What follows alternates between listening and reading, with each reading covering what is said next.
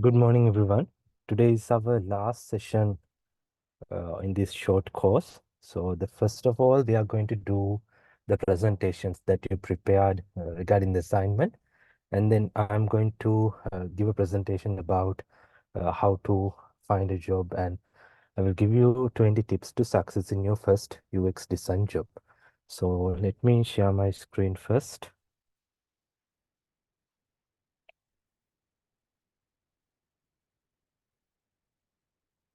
Okay. So, I think one of you sent me the assignment via WhatsApp message. So please upload it to uh, Google Classroom as well because it is easier for me to find everything in one place. All right, let's start off with uh, Achinta. Are you ready?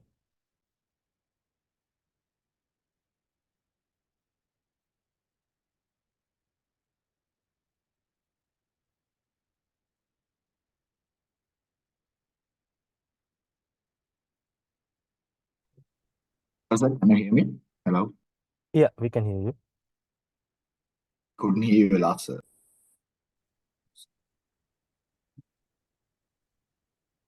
Sorry, can you hear me well, students? Yeah, now okay. Now okay. Okay, I'm sorry. So if you are prepared, you can start presenting. You can share your screen and do the presentation. Let me allow you to share your screen.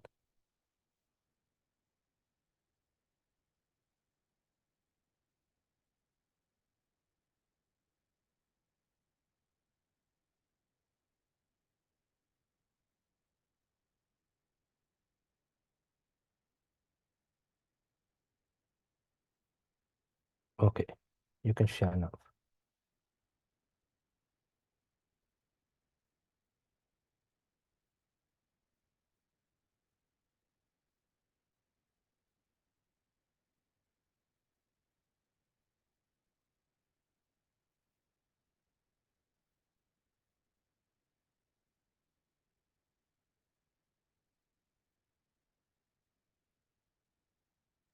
Can you see my screen?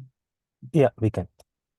Okay. Good morning, all. So, this is my travel lab, Travel X Explore the World.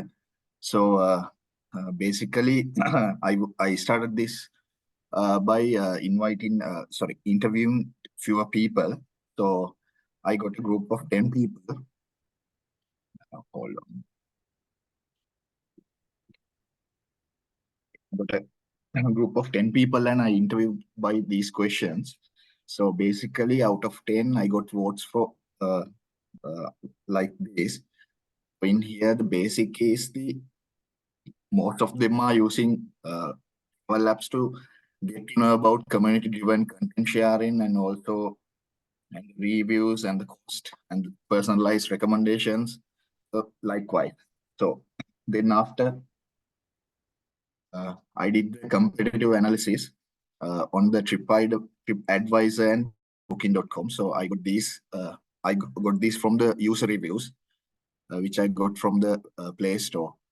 So based on this, I proceed forward, and then I did my user persona. So this is Alex.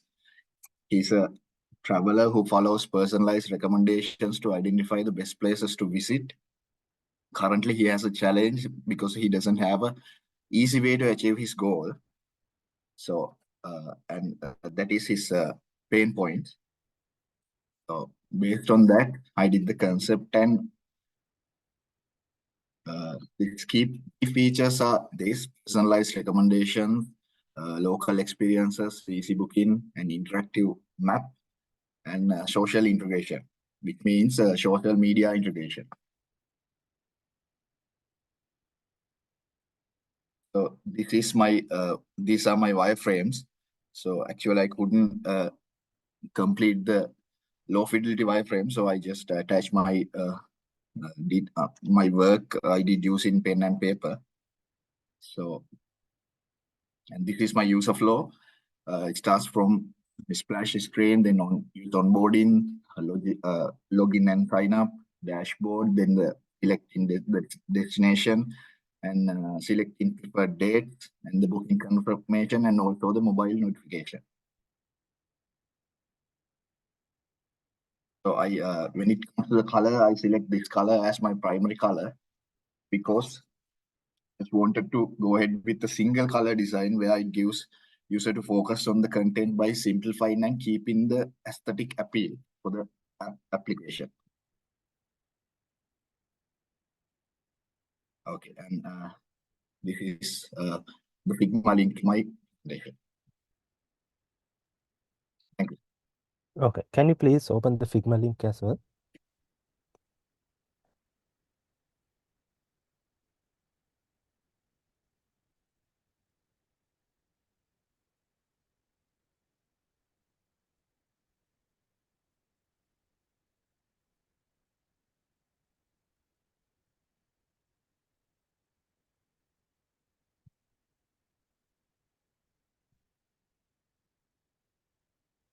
Can you see the screen, sir?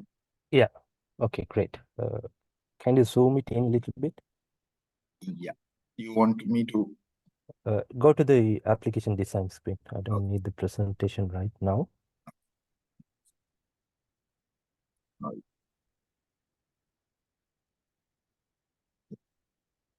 Yeah, right here. Okay.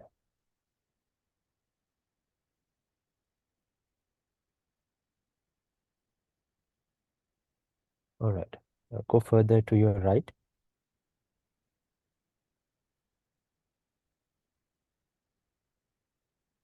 Okay, cool. Okay, one question. What are the design challenges and technical challenges you faced during the assignment, and how did you manage to come up with solutions? Yeah, actually, the basically I didn't had any previous experience in this app. So I just had to go through YouTube and take for tutorials how to do these things, and then only I able to complete this one. And after I Okay, get the basic knowledge, it was easy to complete. okay. So have you created any reusable components or anything? Basically, component basic bar my bar and the bottom the in here asset you can see this destination cards and also the footer and the my timeline time stamp and the battery and the Wi-Fi icon. Yeah. Okay. So what are the things that you think that you can improve and put this into your portfolio? Basically, this is not finished yet because I want to get the mobile notification screen as well, and some more screens I can add to this design actually. Okay. Actually, as a review, it is a really good design when considered in the time frame as well. But I will add a detailed review on Google Classroom as well. So you can follow it up and fine tune your design, and maybe you can put it in your portfolio when you are applying for jobs. Thank you, Yeah, Achinte. thank you very much. Okay, next we are going to Charuni. Okay. Achinte, you can stop sharing. Okay, thank you. Okay, now you can share your screen, Charuni. You can present now.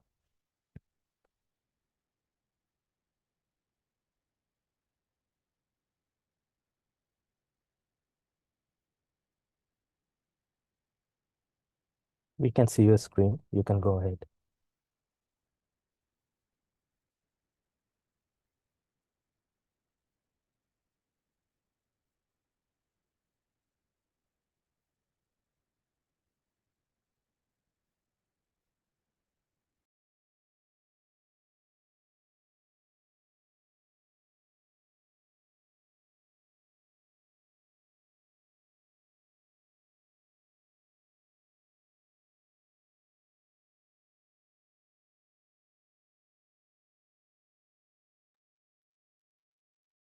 Hello.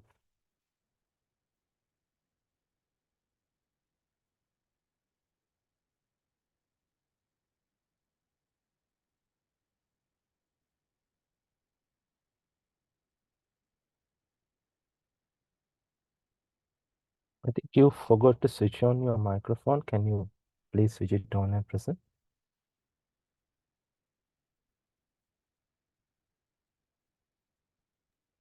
Oh, sorry, sir. Okay, you can start now.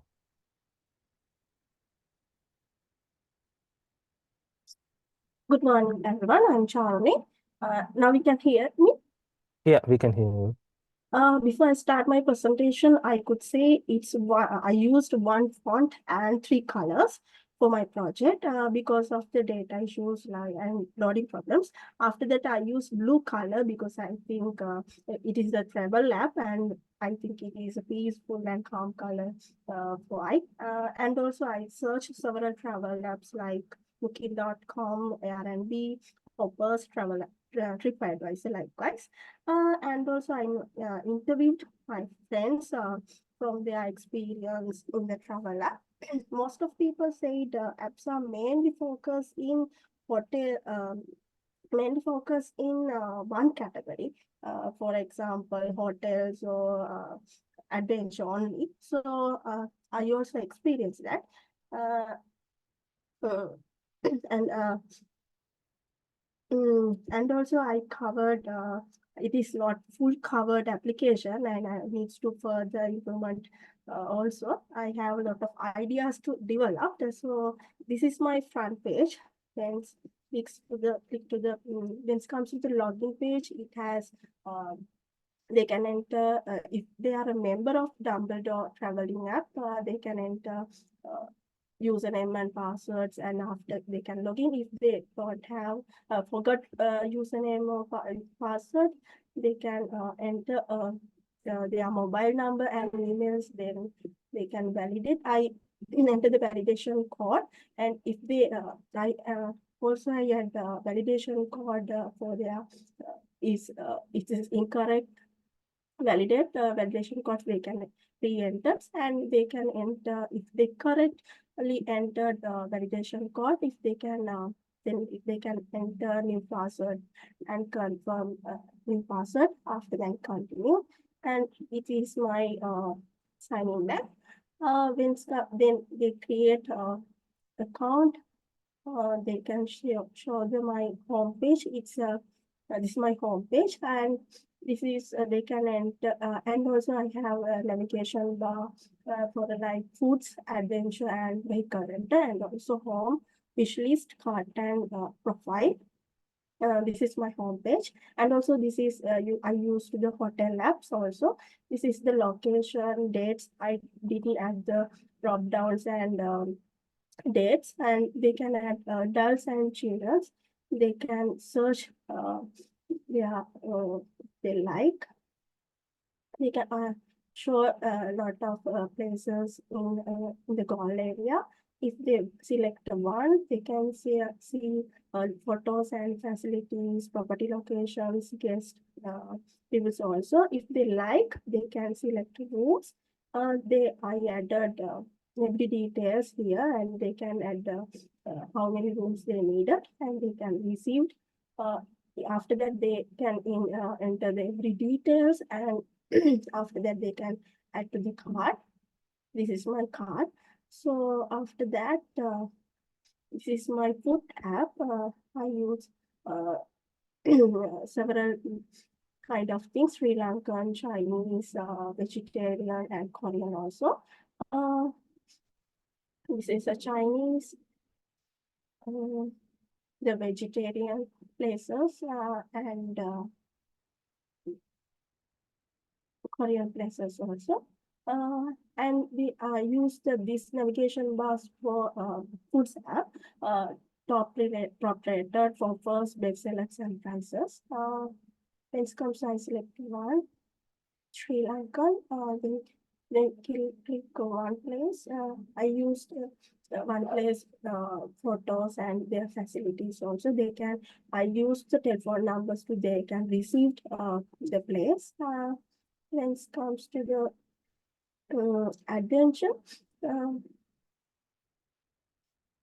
If they want directly connect to the adventure places only, they can select a location and how many members are visiting. They can search, and I also give the popular and recommendations places also. Double Al Algambe also. They can search everything in one place in small details. Mm, When click search, I used in related near the places in the goal.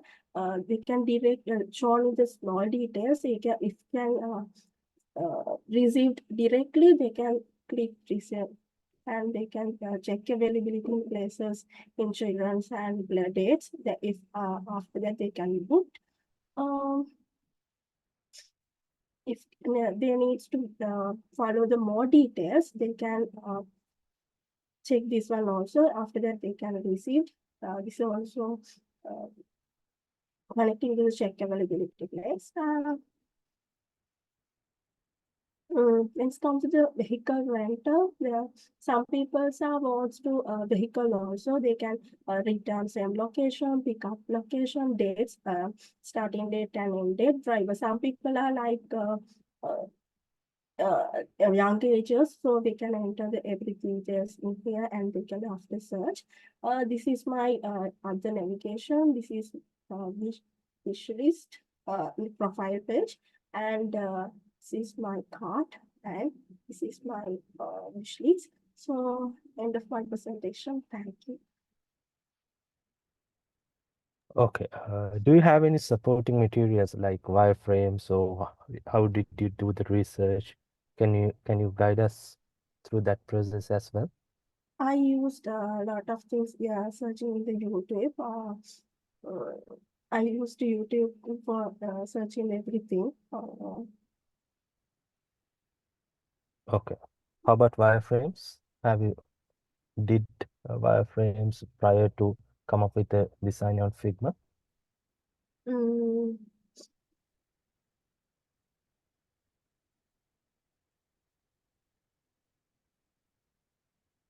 Okay. Where did you get your design inspirations from? Is it only from YouTube, or have you followed any competitor apps or anything like that? Both. Okay, both. All right. What are the things that you think that you can improve before you put this on your portfolio? I used to, I think shopping cart I need to develop and drop down boxes and apps and like Google Maps. Yeah. I, Okay. Okay, I will add my review on Google Classroom as well. But if I tell you some things about the design, I think there are some places there's lack of consistency, especially in the screen that we can see. The first input box, the location and the magnifying glass icon is not aligned in the middle. I can see that, and the second one, and there are a few things, but it is really good design overall, considered in the timeline we have given and the course period. So thank you very much. I will put my review on Google Classroom as well. Thank you, Charan.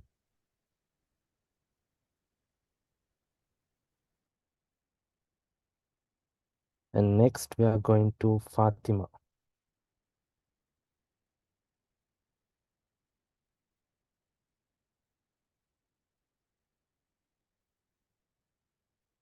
You can share your screen and start the presentation now.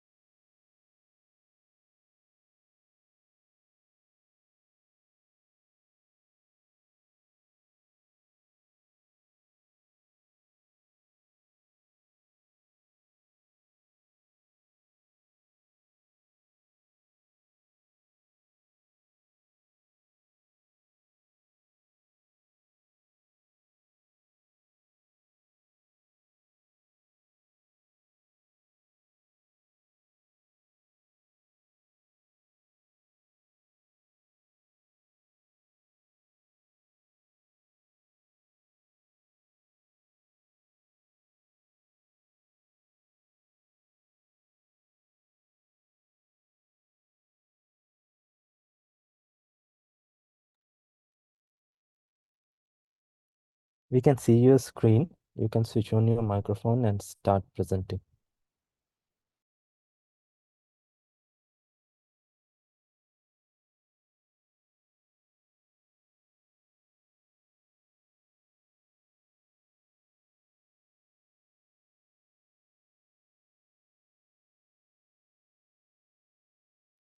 So can you see my screen?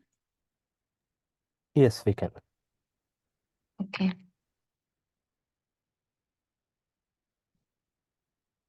Good morning, everyone. I am Snow. My travel experience app name is Travel Fever.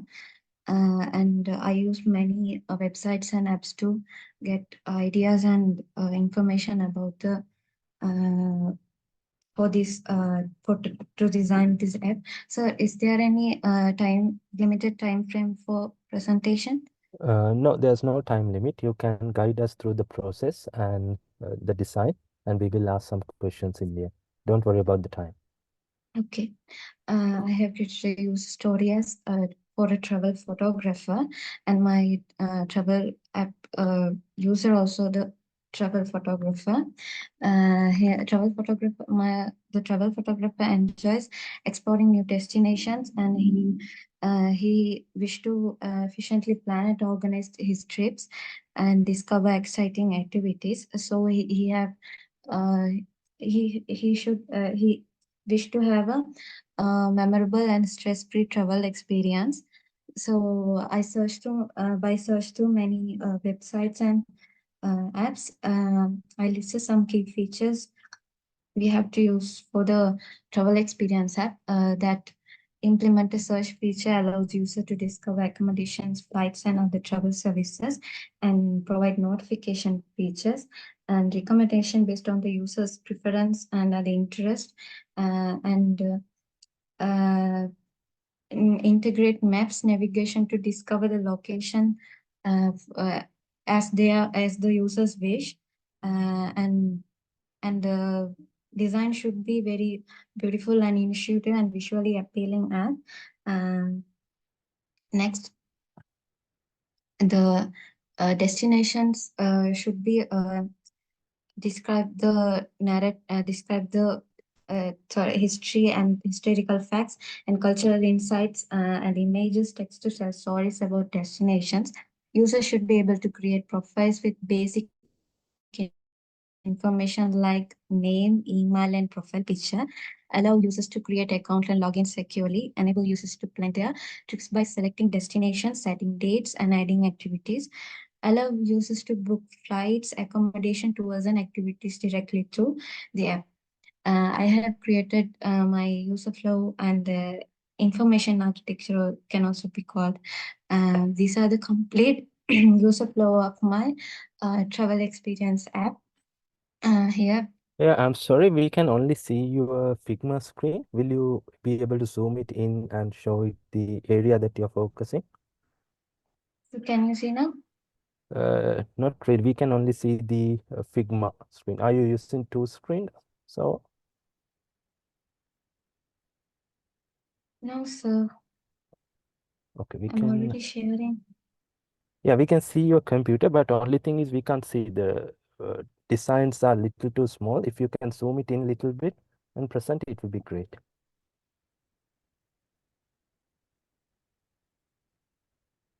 I'm sharing the preview, the present view, sir, of Yes, the. the issue is the screens and the design is too small for us to uh, follow up. So if you are able to zoom it in little bit, like right now it is 11% zoomed. If you can zoom it in at least 80 to 90%, it will be great. We can see your design. I think everyone else agree with me in the class. Okay, sir. I will try.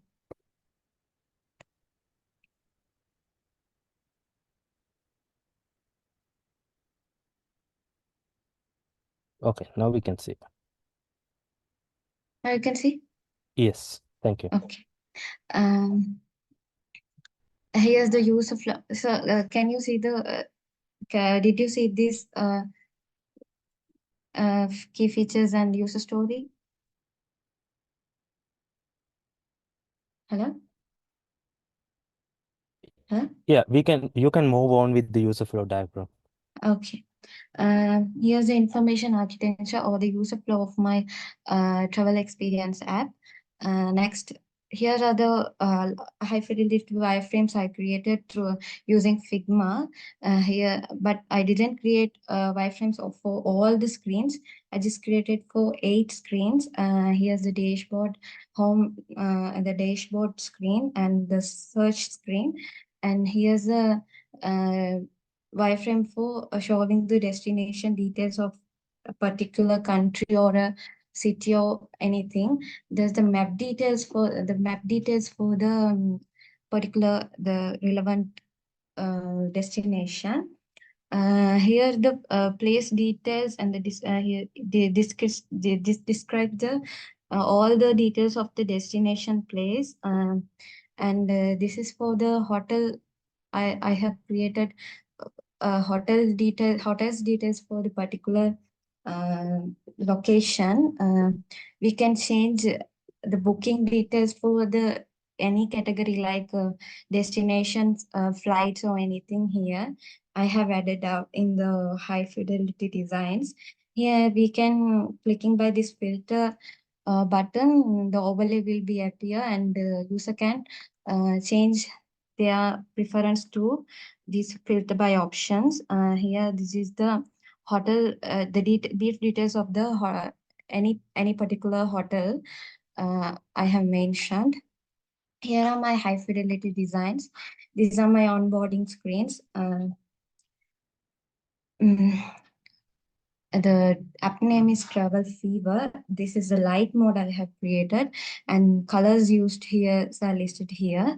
Uh, three Here are three mentioned onboarding screens and the startup screen. When a user clicks these buttons, the onboarding screens will change according to it. And next, these are my login and registration process screens. User can fill these forms and by clicking this button, a user can successfully log into the app. And if user wish to use other options like continue with Apple, Google, or Facebook, user can go through these buttons and complete his or her process.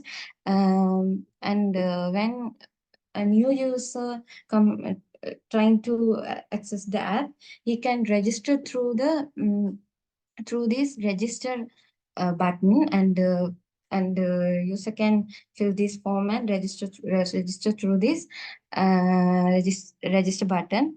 And here user can, if the user is a new user, he can click this link and go to the register screen. And if user has already have an account, he or she can go through this link and go to the login screen.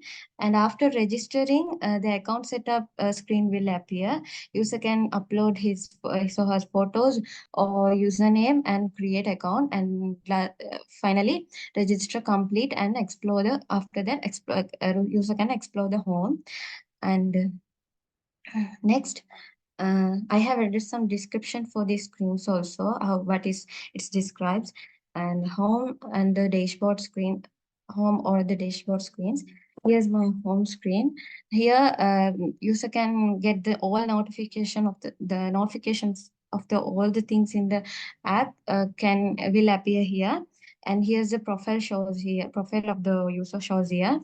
This is a search bar where user can search and search any destination, country, or city here. Here's some amenities of the accommodations here. We can search, we can click any of our wished amenities and search through these search any accommodations through these amenities. And here the recommended destination places. This this is according to the user's interest and past trips. The recommendations will shows shows up, and user can save through this button. And here the rating shows the details of the uh, details of the destination place show here. When user clicks this button, this X screen will appear here. This is the complete details of the destination place. User can book for the destination through by clicking this link book now. And here uh, here's the bottom bar. This shows home. This is the explore button. This planning for the trip or trip button. This is bookmarks where these all the savings here. These are the all the other settings and profile details are appears here. Next, when clicking this search bar or this explore button, this screen will appear. User enters as Sri Lanka and search. Then this screen will appear. This shows the trending destinations of Sri Lanka and cities and any other destinations of Sri Lanka. When you also use this button to save these destinations, and it will appear in this bookmark screen. And when clicking Nuarelia, we just check Nuarelia, and when clicking this button, this screen will appear. This shows the hotel details of the Nuarelia, Sri Lanka. And when user clicks this location icon, this map page of the Sri Lanka will appear. User can go back through this, clicking this link, and user go through this trending. User go through to this screen by clicking this button also. When user want to go to Adam speak the details like that. Um, when it's we can change the category of the planning by clicking this link, and this is will appear like this: destination, guides, flights. User can change according to his or her wish. And here user can add the travelers dates details, and these hotel details will appear here. User can click view in map, and user can see the locations of these hotels. And when it's click to filter, these screen overlay will appear here. User can change the preference according to their wish. And this is sorted by recommended. It also change by whatever it put. Okay, next. Next is planning screen. This is where I have the same thing, but added one more. When user clicks Galway Height Hotel, for example, these Galway Height Hotel screen, the brief description will appear here, where the amenities details, the all property amenities details, and all the reviews will be seen by clicking these links. And user can see the hotels location by clicking view in map. And user also reserve a room by clicking this button. Next, also user can see some other room details of the hotel and reserve by clicking this button also. And when more details have clicked, the all the completed details of the room will be appeared below down. And next, the profile general detail screens. Here, the users, all the profession name and the location will appear here. Next, the user can use this button to customize the profile. Next, all booking details, I mean the hotel's destination guides, plus all the booking details will appear here. The payment, completing payments or pending payments, all the way, all about the details of the payment will uh, user can go through this and do the process. Travel history, the user's past all travel history can seen by clicking this link. And next, all the settings of the apps and everything can be seen by this setting when click the settings button. Next, if user wish to log out from the app, he can use this button to do the process. Next, I have created only two dark screen modes of the app. Here this for home, dashboard, and the place details section. Next, these are the components I have used for the design process. Here, the prototype. Here's the complete information architecture for my prototype. Next, sorry, user flow or information architecture. Next, this is my prototype I have made in the Figma file. Next, thank you. Thank you, sir. Okay, thank you. So I have few questions for you. So have you done any wireframes? What is your like process of creating this kind of a design? Uh, yes, sir, I have created wireframes here using Okay, Figma. Uh, all right. Process. Yeah, I can. Should I have to explain or anything? No, I think you explained in the presentation as well. So apart from that, what are the apps that you follow to get your design motivation or design inspiration from? I used hotels.com website for to get some ideas about the destination places and the other hotel details, and some Pinterest app to use to explore some other uh, app, app formats, and Google to see some get some other ideas about travel, but included in a travel experience app. Okay, cool. So what are the design and technical challenges you faced during the project and how you managed to overcome them? Um, yes, the same. I have faced some the problems like the details, what are the details should be added, how the travel experience, what are the user specific needs, and some like that. Then I use the same thing, exploring other websites and apps, and got some ideas about that. That's all. Okay, okay. Thank you very much. It is a really good design. I think I can see that you have spent much time on the presentation as well as the design as well. So it is Okay. a good work. I will add my review on Google Classroom as well. So thank you Okay. very much. Thank you, sir. Okay, next is Rifat.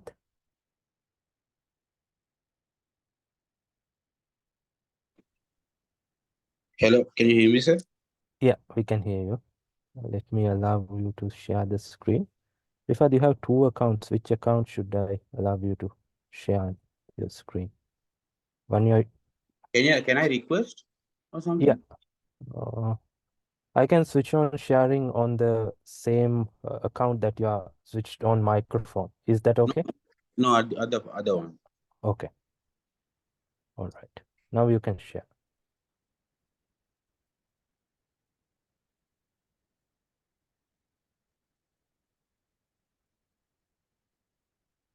I didn't do a presentation. Can you see the screen? Yeah, we can see your screen. You can present now. I didn't do a proper presentation. There's no time to do the presentation. This is my design. This is a slashing screen and the login screen. And this is the home screen. I have added stay, accommodation, attractions and restaurants and transport here. Here I have added the home search bar and the customer care in the account.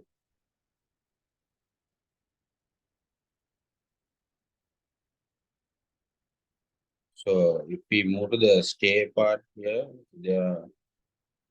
you can see the nearby hotels, and you can use the filters to search.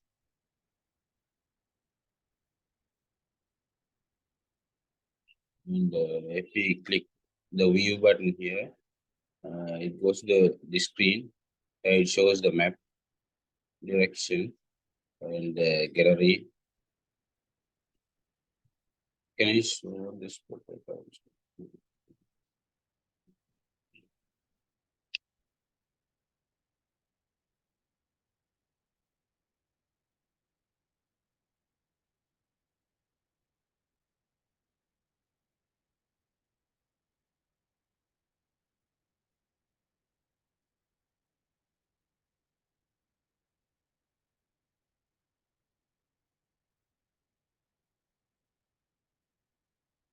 I wrote down the user interview here, sir.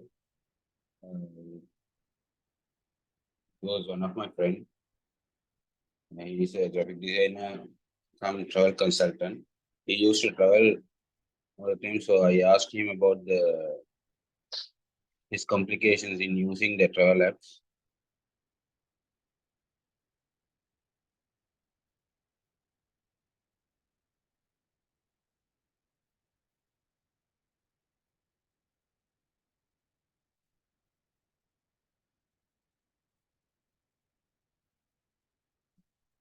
And I comparative analysis. I wrote down the positive and negative things about booking.com and TripAdvisor.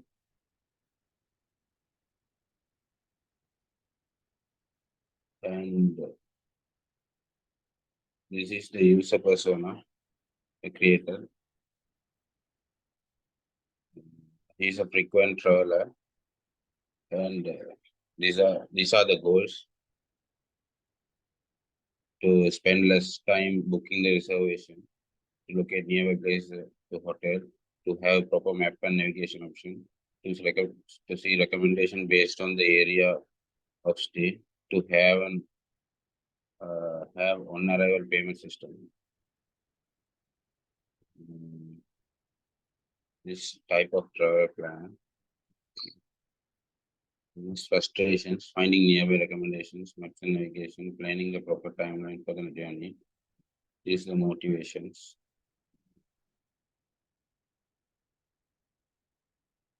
And I wrote down the user problem and the solution for it.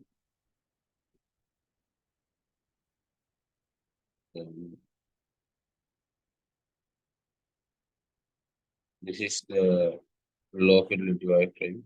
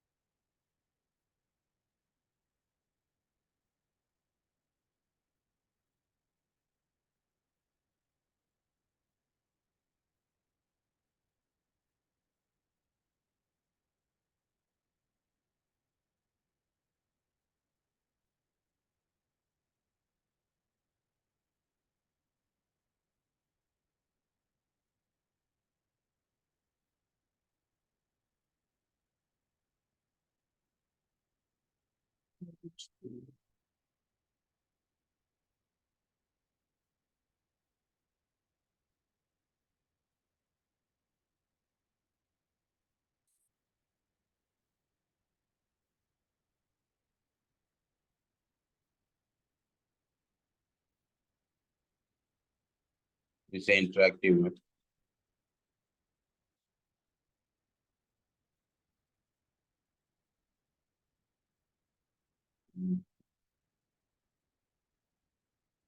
It's the confirmation. That's all. Thank you. Okay, thank you. So I have few questions. If you describe us your approach, like you started off by doing user research, is it?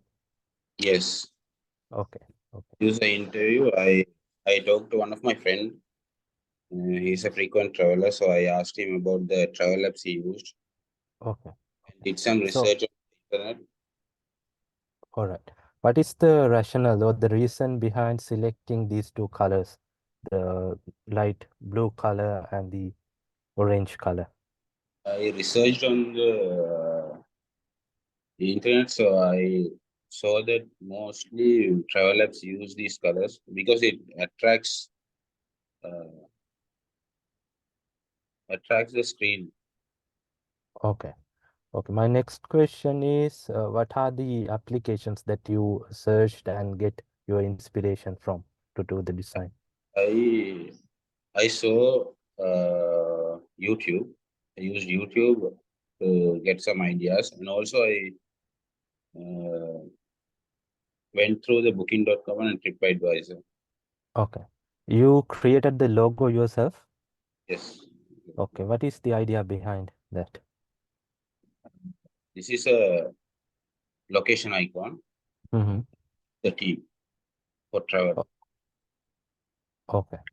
Okay, cool. So next question is, what are the what are the challenges you face during the designing and how you manage to overcome them?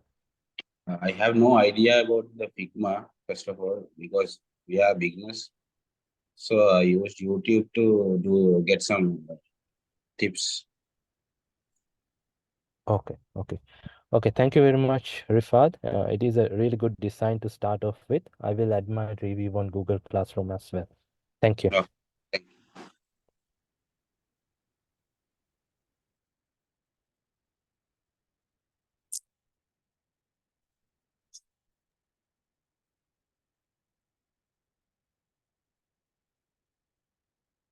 Rifat, you can switch off your microphone as well. Okay, cool. Now, Nadika Fernando, you can share and present.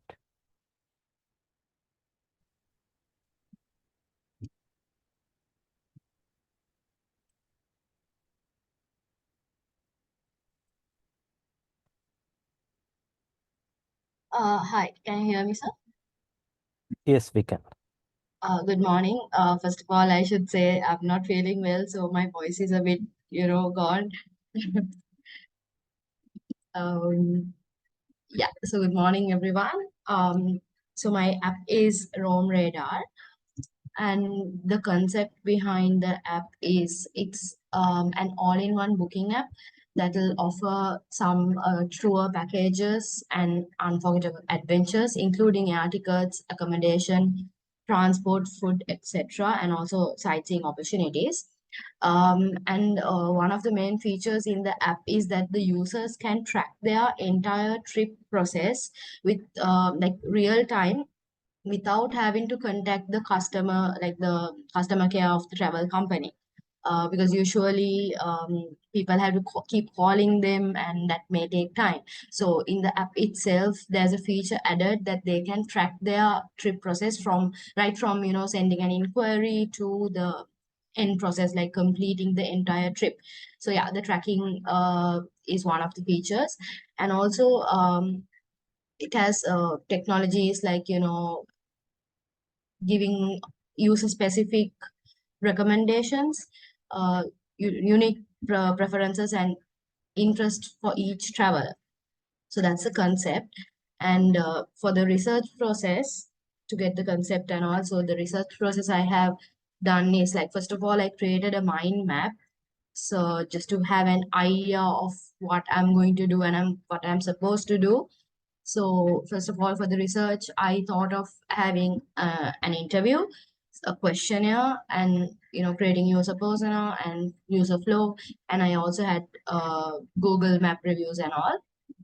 Then I considered about the design, accessibility, then what are the details I'm going to show in the app about each tour. And then I decided the navigation, customer support, and I also researched the current market trends and the competitors, and also the features of the apps that are currently available. So this is the mind map.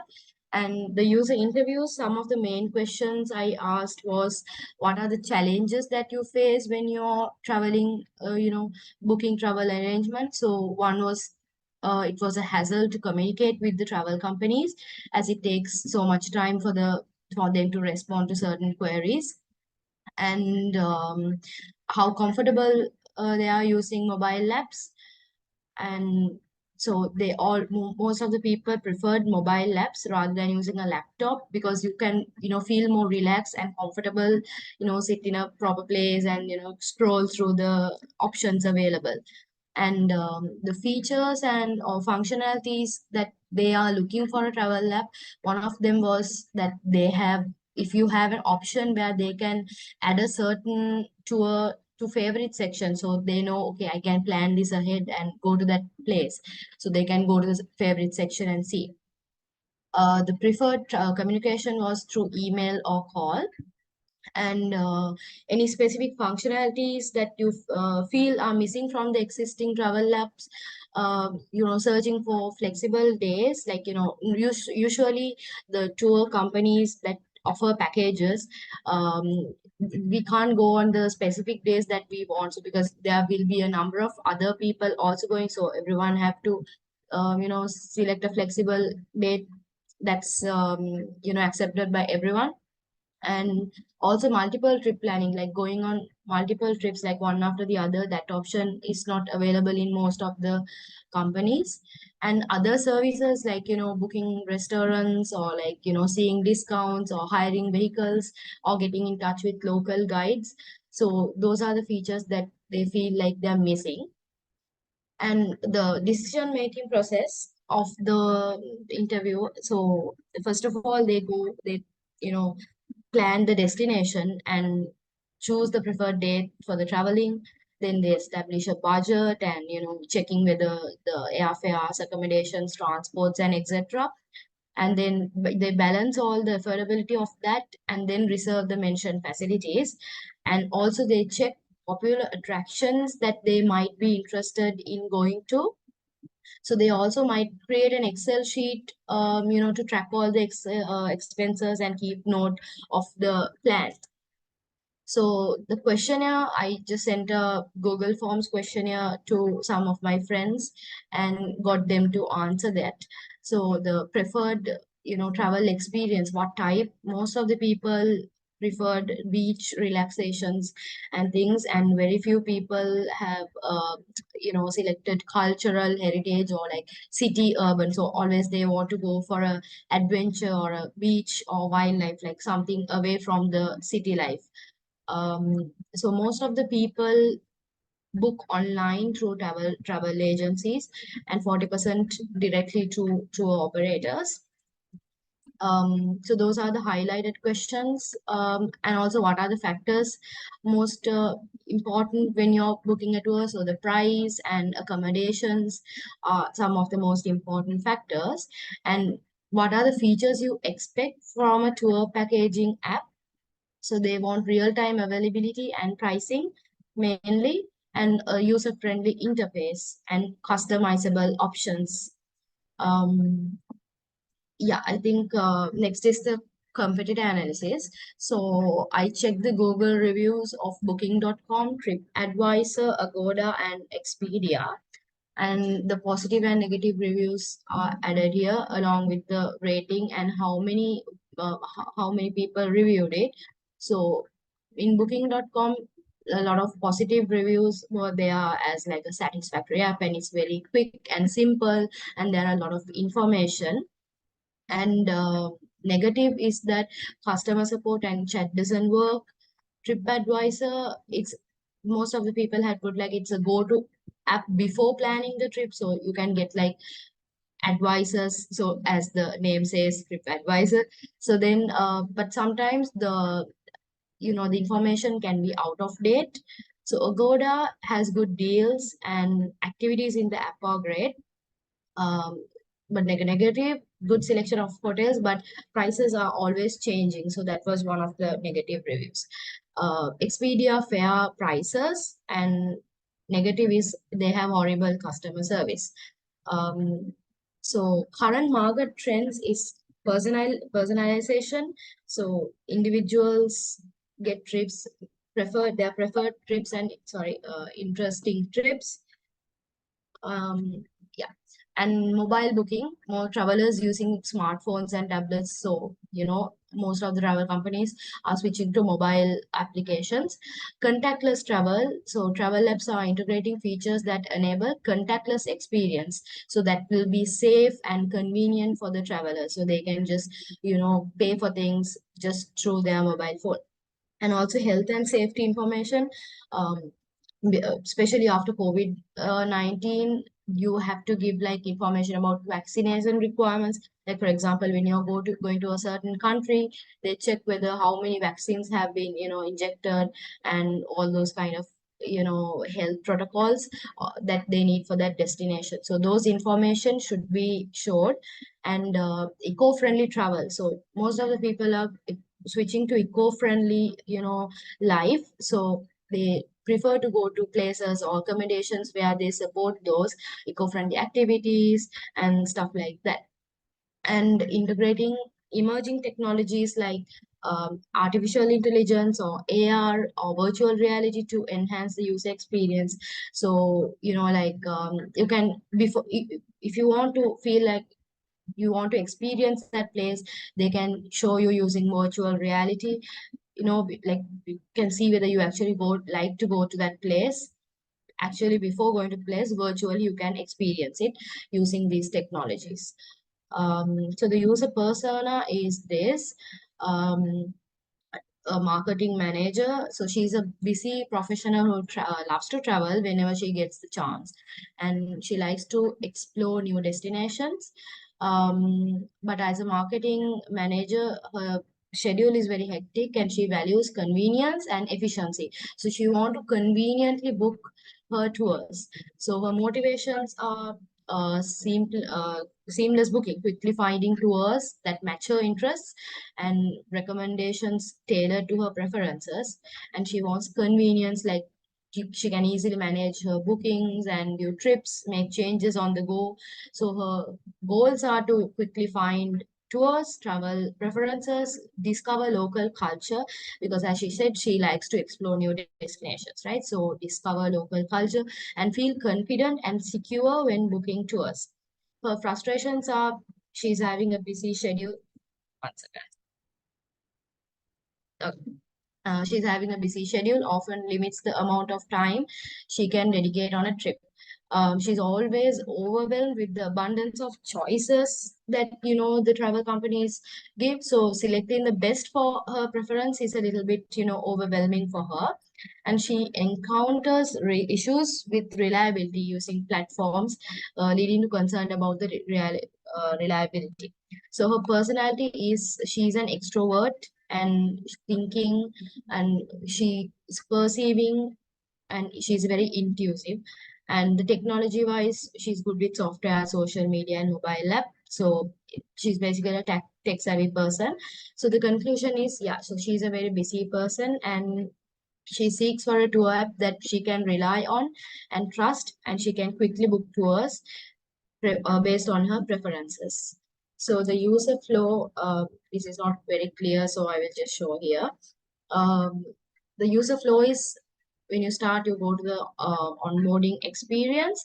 So if there's a skip button, so if you click the skip button, it will navigate to the login. Others, it will keep, you can move through the onboarding experience until you skip yes. And if it's an existing account, you can log into the account and move to the home page. If not, you have to create an account and again enter your login credentials and move to the home page. And home page, there's a book button, so you can navigate through uh, the tours, and you can send an inquiry to the travel company, send an inquiry to Radar, so they will get back to you with your tour details and the dates and things like that. So the uh, yeah, this is the basic flow of all the processors. And then the wireframes, yeah, again, not clear, so I'll just show it here. So these are the wireframes I have created. So these are the onboarding experience. So I didn't take much time to create the wireframes. I just quickly sketched it. Sorry about that. Yeah, so these are the wireframes, the interest. So you can select your interest, like, adventures or the locations and the countries that you like. Then the login page, sign up, home page, booking. This is the tracking page. So you can save a card. So I have added an option to save the card because it's easier every time. You don't have to choose enter all your card details. So once you save the card, you can just choose the card from here and then we can quickly pay. I think most of the apps offer that option now. So these are the wireframes. Then the UI design aspects are consistency. So I have maintained a consistent UI design throughout, like adding attractive background images. So I have used the same background image, like the same background image I have used in my presentation. And also the buttons, fonts, the layout remains uniform.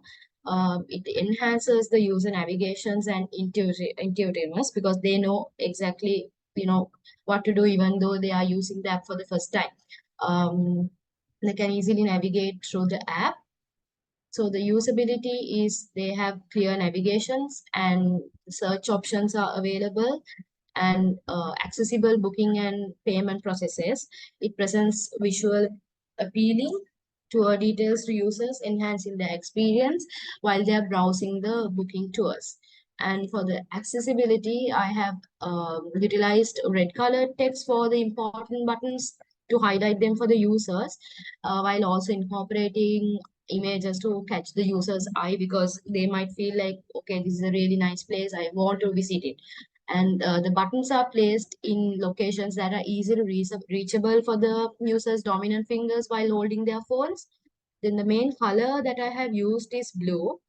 The reason I have chosen blue is that it enhances the trustworthiness and usually if it's a travel app, if you're allowing the company to plan your tour, you had to trust them, right? So I used blue because it's trustworthy and then it also evokes calming and tranquility kind of feelings that associates with travel. And anyway, it's a appealing color universally and also it enhances usability. So overall the app has a user-friendly color and like when you look at it, it will feel calm and enjoyable. So I'll just move on with my solution. Let me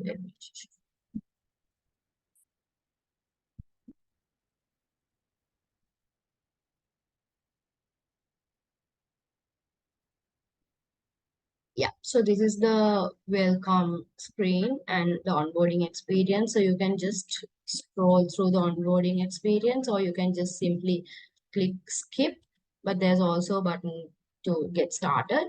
That will move on to the login page. So you can, if you don't have an account, you can sign up and enter all the details like the passport and enter the password. So when you create an account, you can just enter the email and password and sign in. I have also added options to log in with Facebook or Google Plus. So when you sign in, the first thing the person have to do is click your, select your interest, like what are the types of adventures you like trekking or hiking, surfing, and the destinations you're interested in, and what type of locations, like is it jungle or archaeological, things like that. So when you're done with that, based on the selected preferences, you will get some recommendations.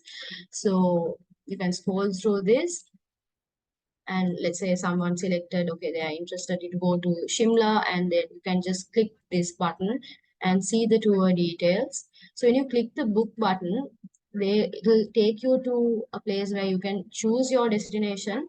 So they selected Shimla, so the drop down list will list all the existing tours. You can select the preferred start date and end date and the number of individuals, and you can send a query. But here, after sending the query, the company will take 2 to 3 days to get back to you through email. Until that, you can use the track option and track your trip. So you send the query, get the email. So let's say they have accepted and they are agreed. So you can make the payment. The trip is confirmed and you get the visa and you can travel and then you're done with the trip. So you can track your trip real time from start to end. And there's a payment option. Like I showed before, you can save your card beforehand. You can do it as soon as you log into the app just for your convenience, and you can pay for your trip. So you will get the trip ID through email. So you can enter that trip ID, choose your card which you have already saved, and then you can enter the amount that you had to pay. All those things will be in the email. So when you click pay now, the Chrome radar will get a notification. So yeah, I think, yeah, and also you can add a certain trip to your favorites, and you can see the favorites listed here. I just have added one, so the person can conveniently check, because in the interview the person mentioned that they want a option where you can see the saved trips for the future. Yeah, I think I covered everything. Yeah, that's it. Thank you, sir. Okay, thank you. Two questions I would like to ask. What is your idea? Can you go back to your Figma designs, please? Yeah. Okay. What is your idea behind selecting the typeface and the typography and the colors for the fonts? The font colors I used black. So because I used a lighter the backgrounds and all I used lighter because even the images I made it transparent to like 50% or so, so that I want to highlight the font, so I made it black. So the font that I used is I don't know how to pronounce it. So yeah, this is the font I used because it's more readable and it's like it's easier to read. You can clearly see the letters. The like I said, for the main buttons I used red color so that you know this is an important button, the person knows about it. Even the track your trip button is one of the main options in the app, so I highlighted it with red color. Mhm. Okay, how many typefaces you have used throughout the design? Mostly I used this, but for the explore app I used another, I think about two I used. Okay. Okay, next question is what are the apps or the designs that you followed to get your design inspiration? I used mainly Dribble and Pinterest. Okay. Okay, next question. What are the challenges you faced during the designing and how you managed to overcome them? Yeah, so one of the main challenges is like balancing out the look and the aesthetic of the app and the usability and also the content. Like you have like when it's a travel app you have to show a lot of details, so organizing that content because the screen is obviously very limited, so showing all the I noticed like even in the um this more details part the fonts are like really small, but adding all those content into one small screen was a little bit challenging, so that was the main thing. Okay. Okay. Thank you. It is a really good design. And I will add more review on Google Classroom as well. So you can maybe fine tune and add to your portfolio as well. Thank you very much. Thank you.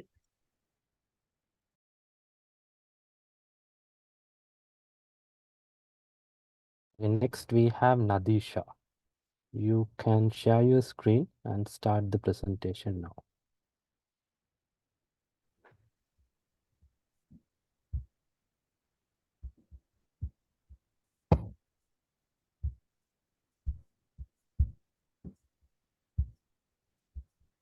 Good morning. Am I audible? Yeah, we can hear you. Thank you. I'm creating this for a couple who plan trips. Uh, so I create here a dashboard to display. Did a rough research, talking to a couple of my cousins who plan trips monthly. Uh, they are at age of 30 and by profession they are engineers. Talking to them, I create this to improve their experience and ask about their previous experiences. Empathizing with them, I create wireframes and these two interfaces. Then I did a competitor analysis using TripAdvisor Travel App. So my target users are local couples who plan trips to Allah. Recent obstacles locals have in Sri Lanka is limited availability in stay and other facilities in Allah. Therefore, I came up with this most available places to visit and do, places to eat, and places to stay. Uh, Here, I created the dashboard of landing page. Where users come soon after the logging in. I use green color to the font because it represent natural environment and give refreshing vibe. Then for this check availability page, I use blue color to symbolize reliability. To make this consistent, I use same font throughout these two dashboards and white background. This is how I created the interface for a travel experience app. I wanted to make it simple and understand easily and user friendly. These are my workings. These are my wireframe which I wrote, and that's it. Thank you. Okay. Can you guide us through your wireframing process? You already showed them, right? Okay. So you only selected, where did you gather your information from? From interviewing two people, is it? Yeah, one couple, two Okay. people. Okay. And also, have you done any competitor analysis or anything during the Uh, process? I did. I went through this TripAdvisor travel app. Okay. Okay. So those are the applications that you use to get your design inspiration as well, is it? Yes. Okay. What are the challenges you faced during the designing? Uh, And this whole process was a challenging because I am new to designing. So I tried to create these like scrollable. I couldn't do it because I couldn't get to the process. And I wanted to develop this because I had to create a user flow and maintain consistency and make this more complex, I think. That's what I understand as my challenges and improve points. okay. What are the things you think that you can improve in your design and maybe put it in your portfolio later? Um, Maybe I can add a Google Map and more guidance and more pages. Okay. All right. Thank you very much. I will add my reviews on Google Classroom as well, so you can follow up and maybe fine tune your design and use it when you're applying for a job in your portfolio as well. Thank you very much. Thank you.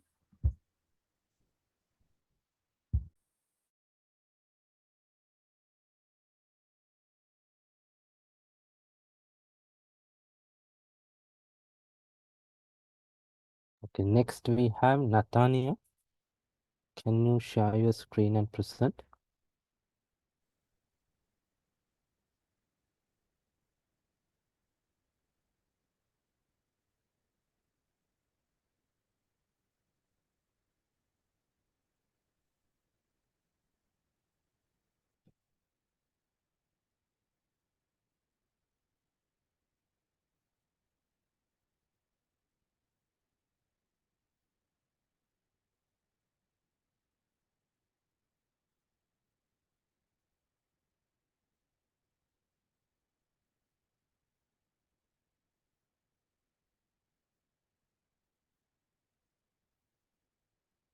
Hello.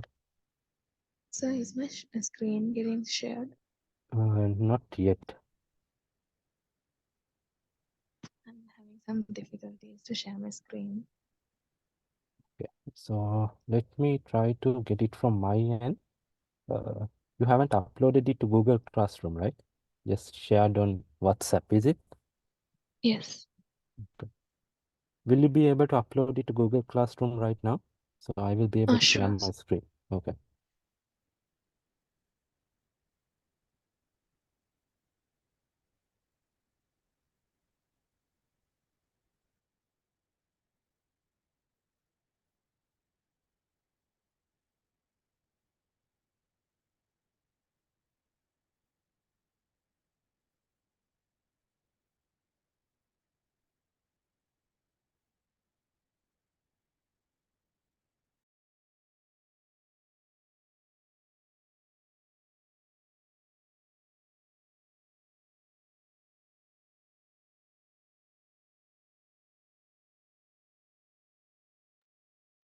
Can I join in last? I'm having some difficulties to put it. Shall I join as a final one? Okay, you mean you won't be able to upload as well, is it? I will upload it, sir. Okay, okay. So this is the final presentation actually. I'm sorry. So you need a little time to get prepared, is it? Yes, yes. 2 Okay, minutes. how many minutes? 2 minutes. Sir. 2 minutes, okay. Okay, you can take time. In the meantime, I think we can take our break, 15-minute break, and come back at 10:30. Natanya, you can present after the break. Be prepared. Okay, sir. Thank you. Okay.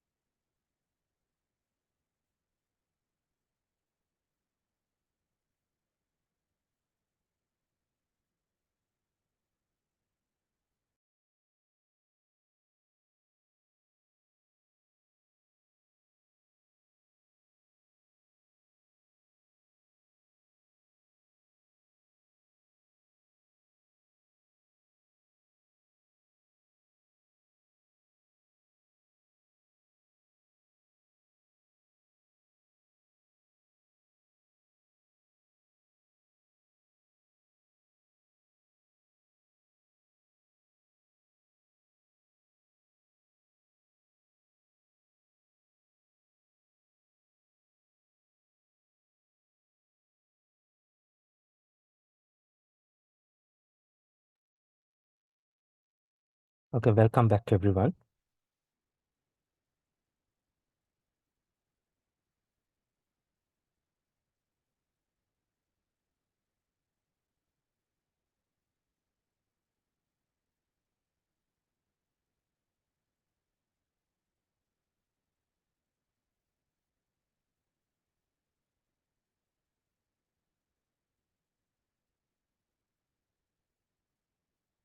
Hello, sir. I couldn't share my screen.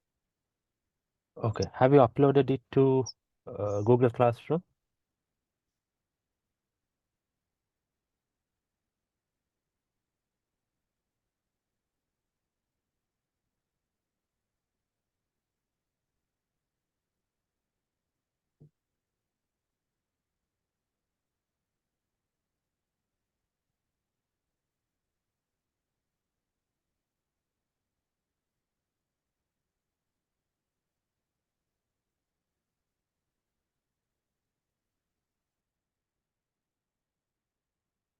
Okay, I will continue with today's presentation. In the meantime, please upload it to Google Classroom so I can share. Even if you haven't completed it, it is fine.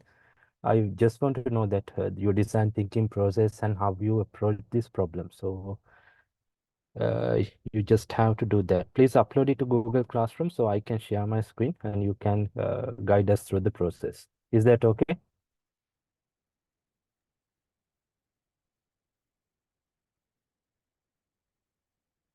All right.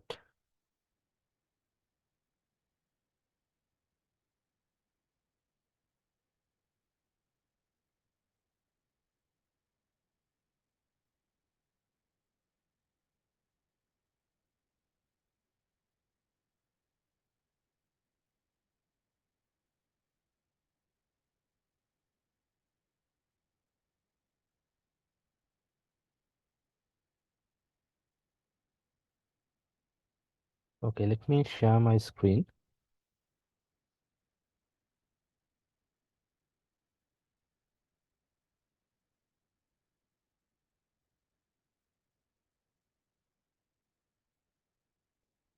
Okay, I will quickly go through all the lectures we did. In the first week, we discussed about what is UI and UX job roles in the industry, and essential UI and UX technical skills and how to improve, how to think like a UX designer, and what is UX portfolio and how to build one.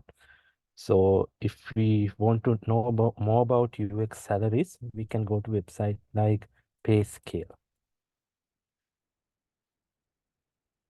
So in PayScale, they have description about.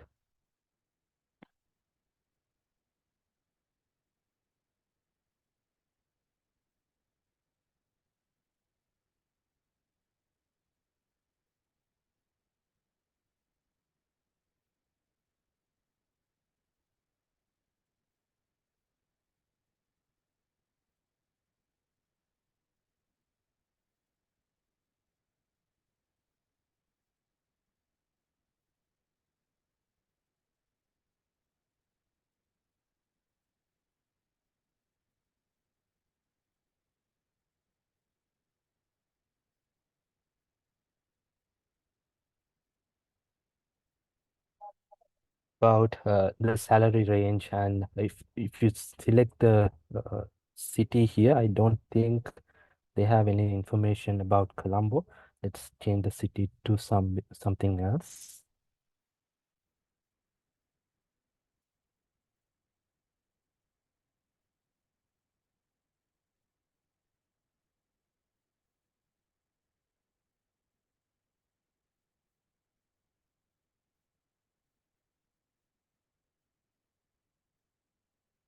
Okay, this is the base salary. Actually, they're showing the US salaries. So the base salary is something around 56K to 1.1 in US dollars yearly, and you can get some salary details, and also there is a difference between the entry level designer and well experienced designer. So you can see that as well, starting salary. These salaries are very much different when comparing to Sri Lanka. So actually the starter will get around 100,000 rupees right now in Sri Lanka, maybe less. I can't tell you exactly. It is actually different shade based on the project that you're working on, the mother company, and you have to consider those things when you're looking for a job as well. So if you are applying for a job overseas, let's say in Singapore or any other country, you have to consider the salary range and expenses and everything as well. If you go through this website, you will get an idea about what UX designers do, what are the tasks that the market is expecting them to do. So in Asia or in our countries, we call them UX and UI designer. But when it goes to USA or Canada, they usually tell them product designer, because that is how they not only do the digital aspects of the design, they have to do the physical designs as well. And if you go to countries like Germany, there are some product designers as well. Basically for the automotive industry as well as some other product development industry, even in Japan or any other country, there are product designers who study UI and UX as well as user psychology and also user-centric design and everything to build a better product for users. It is not a digital product, but a physical product as well. These are some breakdowns and benefits that users get. Popular UX skills in US are user experience designer, user research designer, web designer, user interface designer, as well as interaction designer. You can see that there is a little bit salary increase for a interaction designer, because there are not much interaction designers. Most of the designers just do UI and UX. If you have one T skill or one skill that you can uh, do better than others, one skill that you can perform and learn very well, it will be really beneficial if you want to get a good salary and competitive advantage when comparing to others. So these are some things that affect your salaries. If you are good with content management, something like, let's say, content management software or a website such as WordPress or any other front-end development frameworks, or if you are good with content writing, it is a good advantage for you as a UX designer when applying for job. Strategic planning. So if you are a good strategic planner, you can be a team leader, or even in a project, if you are a freelancer, you can present a good design strategy for your client. So that is also a good advantage if you are good at strategic planning. And if you are good at product development, it can be a digital product or even a physical product.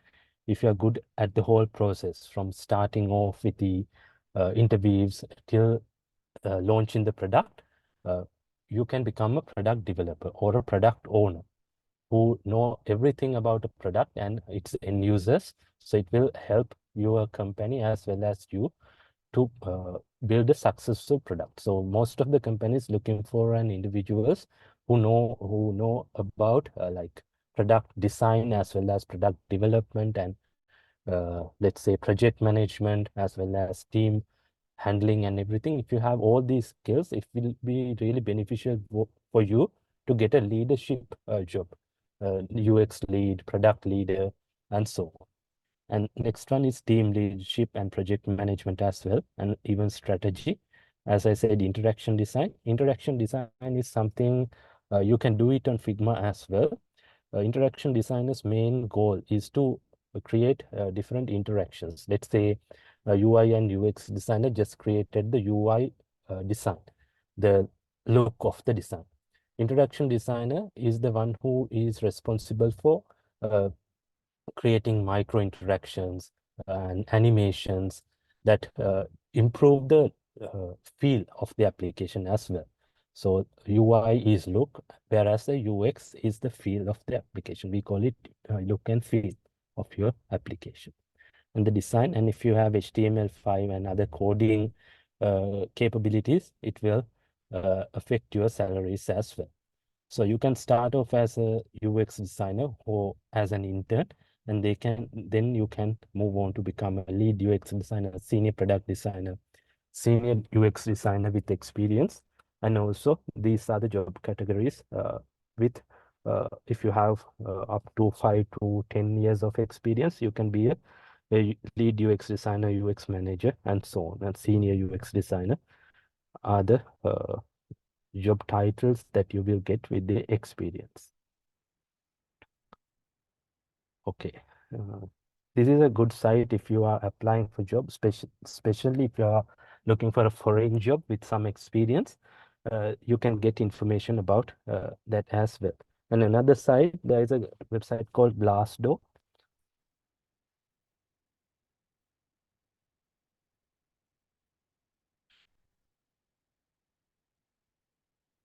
You can search for different countries as well as if there are any reviews available. If you are, let's say you are applying for certain company in some country, you can see what other people, other employees are saying about this company and about their working culture, pros and cons and everything. You can search and get idea about, is this a good place for me to work, and so on. And you can get an idea about what is the median salary, yearly salary about in different companies for your position. So these two are good websites. I will put them on Google Classroom as well after the lecture. And the job salary, essential UI and UX technical skills and how to improve. Essential skills are, if you are focusing on becoming a UI designer, you should have a good eye actually. So if you can do a good aesthetic designs, if you can create consistent design, and you are good with softwares like Figma and so on, you can, with the experience, you can become a good and UI designer. How to improve? The only way you can improve is by creating more and more designs. Even if you don't have a project, try to get, let's say, try to use an application and try to find out what are the things that we can improve in this application to fine tune the user flow or the user experience for users. And you can create sample applications for the same design. Let's say you don't like the application such as, let's say, your banking application, you don't like it. So you can create a design and put it in your Dribble account or somewhere. It is kind of like you trying to find a solution for the problems that are existing for you. So that is a good way to move forward if you don't have any projects to put on your portfolio.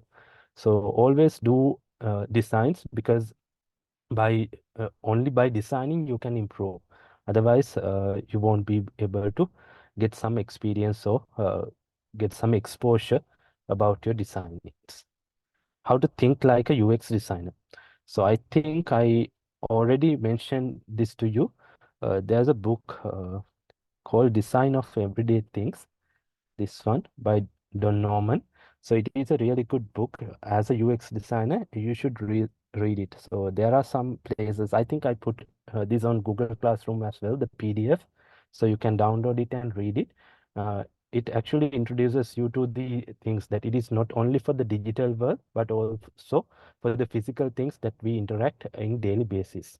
So the book was written by the author called Don Norman.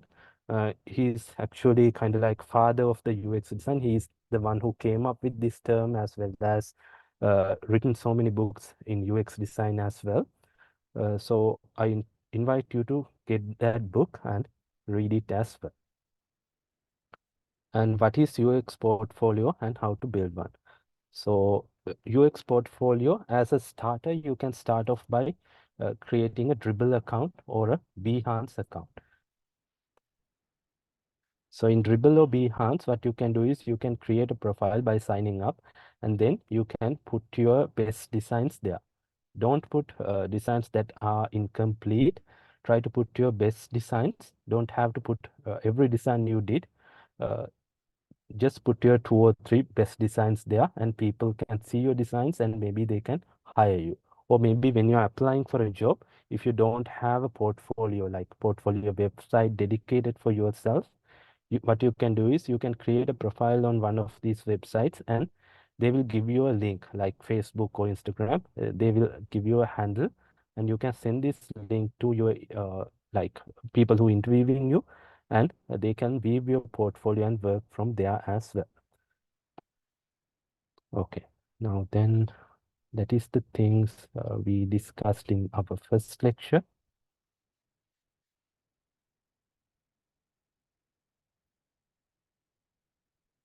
And in the second one, we talked about UX process. What is UX process and methods? How to apply UX design process practically? What is empathy and why is it so important in design thinking? User interviews and competitor analysis, creating personas and creating user flows.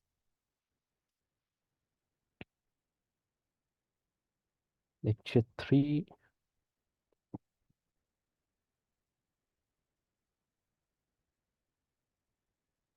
Color psychology and color theory, typography, style guide, UX flows, and creating wireframes. And last week we discussed about Figma, introduction to Figma, Boolean operations, responsive grid layout, auto layout, components, variants, responsive designing. So do you have any questions regarding last 4 weeks presentation or anything? You can ask before I start today's presentation.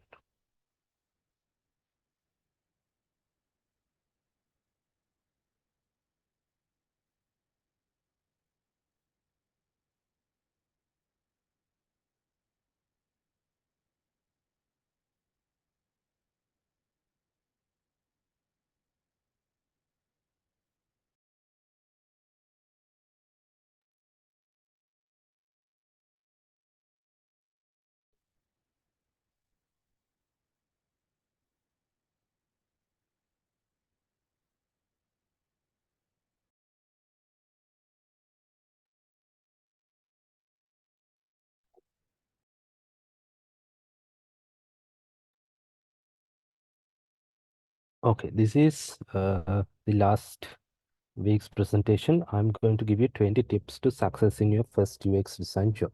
How to get your first UX design job. So the first point I'm going to mention is build a strong portfolio. So the first thing when you're applying for a job, let's say even for an internship position or even as a senior designer, the first thing the recruiters or hiring manager will ask you is to send them your portfolio. So that is the only way that they can see your designs and like find out if you are a good fit for that particular position. So if you have a good sound portfolio link like portfolio with like let's say 4 to 5 projects, good projects that you recently did, it is a good starting point for you, because if you don't have a portfolio, they won't even check your profile, or they won't even read your resume furthermore. So if you are a designer, that is the only way that you can showcase your work. So you can start off by creating a profile on Dribble or even Behance, or even if you have a good coding or a front-end development experience, you can create a website on websites like by using CMS platforms like WordPress or any other platforms, and buy your own domain and add that to your like CV links as well. So building a strong portfolio is a must, and yeah, that is the first thing that you have to do if you are a UX designer. That is the only way that people get to know about your designs, and if they like your designs, they will contact you. Or even as a freelancer, when clients interviewing you, they will ask questions. Have you done any projects previously? What are the projects that you are working on currently? So that is the only way that you can show them about your projects, current projects or the previous projects, is by sending your portfolio link. So you have to remember this as well. When putting things on your portfolio, please make sure to put only your work. So don't, if you don't have any work up until now, try to build something your own and put them there as well. Because otherwise, if you try to put some other work, let's say try to copy from some other person and put it in your portfolio, there are some legal issues as well. So you might get caught for a copyright claim as well as copyright infringements. So make sure to publish only your work. And also there's another thing, when you're working on a project, if you signed an NDA, non-disclosure agreement, don't put it in your portfolio, because the client or the party that you are working with don't like to expose those design details to internet. So make sure to get a consent from your client or a company you are working with, and then only put it in your portfolio. So it will help you to avoid legal issues that you are facing if you accidentally put one of those on your portfolio. Okay, build a strong portfolio is the number one. Second one, update your LinkedIn profile. So as you know, even not even in the designing field, in every field, especially in IT, most of the recruiters are reaching you through platforms like LinkedIn. So if you have a good LinkedIn profile, up-to-date LinkedIn profile with all the degrees and all the working history and certificates that you are accomplished recently, it is a good starting point for you to like reach out to hiring managers as well as recruiters, specifically if you are applying for a overseas job opportunities. So they only contact you through LinkedIn as well. So you should have a good LinkedIn profile as well. So make sure you update your profile and have a good profile picture, and also try to add more contacts. Like you think that, uh, let's say, try to build a good network with your core UX designers as well as decision makers in different companies. Let's say you want to apply for a job in a company such as, let's say, Accenture or any other IT company. Try to add some people from that company and get to know them. Try to talk to them and get an information about their company hiring process and also their working culture, and show some interest in working in that position company. So you will get to know about that company, and you can find out if this is a right fit for me. Is this a good working culture? Is this something that I can do for certain years? So try to build a network on LinkedIn as well. And number three, get real world experience. So even though you don't have any experience, any prior experience before doing this course, now you can design something like using Figma or anything. So I invite you to do designing as a habit, even if you are not applying for job in a coming few weeks or months. Try to do few designs by your own. Try to do like design, try to get design inspiration, and try to develop some applications, and give your ideas about the improvement of the designs that you require for the applications that you are using in daily basis. And also, as a starter, it is a good, if you are a starter to the design world, starting as an intern is a good way to go, because you will get to know so many things, and you will get to interview, or you will get a expertise advice regarding your designs, and you can uh, get to know what are the things that they do, what are the tools that they are using, what are the methodologies, and you can learn from these experts if you are an intern, and you can always ask questions and be curious about the things that they do, and learn some things faster than like become, let's say you applying for a job such as UX designer directly after you graduated. So that is also possible if you have a good portfolio. But if you want to learn things more, you can first become an intern and then climb up the ladder that way. And number four is network. So networking is another thing that you should do if you are looking for a job opportunity or even a project. So let's say the you are a designer and you have really good design skills, and even your designs are really nice, but you don't publish them online, or you don't have a network of people. You don't have core UX designers in your network, or you don't have any decision makers in companies such as hiring managers or anyone. Uh, in those companies. So the person, let's say there's another person who's not really good in design, but he has built a good network. So he has a competitive advantage when comparing to you, the person who is good in design but don't have network when getting a job. Because most of the companies, they are when they are posting a job opportunity, they're looking for people from inside. So if you are a good network, you will be able to know about this opportunity and you can apply first before they publish this job opportunity, and you can get the job. So always a good practice to build a good network, even not even for the design jobs, even in coding or anything. It is a good practice to build a good network with professionals and interact with them if you want to get to know about inside details about a company or anything. And number 5, familiarize yourself with web development. So as I mentioned in previous sessions as well, if you are a good front-end developer, or if you know programming languages at least, such as HTML, HTML5, CSS, JavaScript, it is a good starting point for you to apply for a job, because most of the designers that you compete with don't have these experiences. So you have this competitive advantage when comparing to them.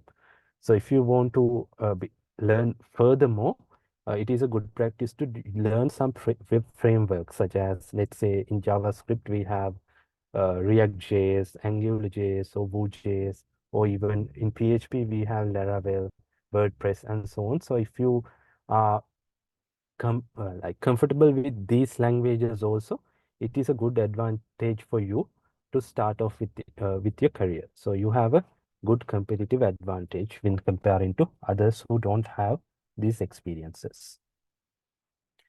So give up thinking you are an imposter. So let's say an example. So when I started off my career as a designer few years ago, so first thing I notice is my designs are not that good. So when comparing to people with so much experience, so sometimes you get disappointed when you start like this. So and then you try to compare your designs with those people. So you don't have to do that. Actually, you just starting off your career. Those people also might have the same designs when they started off, but they, by the time they, with the experience and with the exposure, they improved. So even for me, that was a challenge. But always try to compare yourself with your past self, and don't try to compare with yourself with the experts in the industry. So in that way, when you compare yourself with your past self, you can improve yourself. Like, you get to know that I learned something new, so I can improve. You can only improve that way. So give up thinking you are an imposter. Don't give up on the hunt. Let's say you are looking for a job and you apply for few opportunities in few companies. Let's say you apply for 10 job opportunities. So most of the time, none of them will get back to you. Some people might get back to you if you are rejected, but most of the time, if you are rejected, they won't get back to you. So what you do is you get disappointed and you stop and hold the job seeking process altogether. So actually, we don't have to do that. So even for me, if I apply for a job now, if I apply for few opportunities, I will get rejections. So that means they don't reject you, they don't like your profile. So let's say you are applying for a banking industry position. So they are requesting you to send your portfolio, and you don't have any banking financing application in your portfolio. So that means you don't have experience and expertise in that particular field. But there might be some other company looking for exactly what you are already done. Let's say you work on applications in healthcare industry. So there might be a client who require healthcare expertise from you, that domain expertise. So you can apply and get a job in that industry easier than the industry that you don't have experience with. So don't give up on the hunt. Apply for more jobs. Even if they reject you, there might be some person that require your skill or expertise in the industry. So always keep your head up and apply for more opportunities, even if they keep rejecting you in the applications. So let's say if there are so many rejections, what you can do is you can ask one of your friends or an experts or the person who rejected you, what is the reason? Why am I not getting the job? If they are friendly, you can ask this question in the interview if you get into the interview process. So they will send you, most of the time, they will send you a test in the UX design interviews. So after a few rounds of interview, they will send you a design test. So in the design test, they try to like measure your different skills, like design thinking skills, out of the box thinking, and so on, creative designing, how you can solve the problem, how you can approach problems. So they will send you a test and you have to submit it within 1 or 2 weeks, most of the time within 1 week. So when you submit it, they will give you critical feedback in an interview. So in the interview, you can ask them what are the things that I should improve to become a better designer and things like that. So it is really important to get a critical feedback and take that feedback not personally, but as a learning thing, and try to improve yourself as a good designer. And also, don't take the rejection in the job opportunities as a personal thing. They are not rejecting you, they are just rejecting your portfolio. So you're not a good match for that particular domain. So think it that way. And always ask for feedback. So if you are doing a job, if you are, let's say you are a designer in a company, and also you are you are doing, even if you do freelancing work, when you do a design, always ask for feedback from your client and users, as well as uh, anyone who is involved. Even in the job process, job seeking process, always ask for feedback. So if you get an opportunity to do an assignment in the job interview, always email them and ask for their feedback. What are the things that I did right and wrong? How I can improve my designs? So they will give you critical feedback even if they don't hire you. So that is a good learning point, and you can take it as a good opportunity to improve your skills in certain areas that you are lack of. Ask for feedback. Don't get greedy. So most of people, when they are applying for job, let's say they are just started their UX career and they are looking for job opportunity. So don't get greedy means then when they're asking you for a salary expectation, don't give them your like, do your research on first. So you get to know that this is the basic salary or this is the average salary that these designers will get paid in this country or this area or this industry. So you can give them something around that uh, mark, other than don't go for something that you, in your mind, that you expect this is how much I need to uh, like maintain my lifestyle or something like that.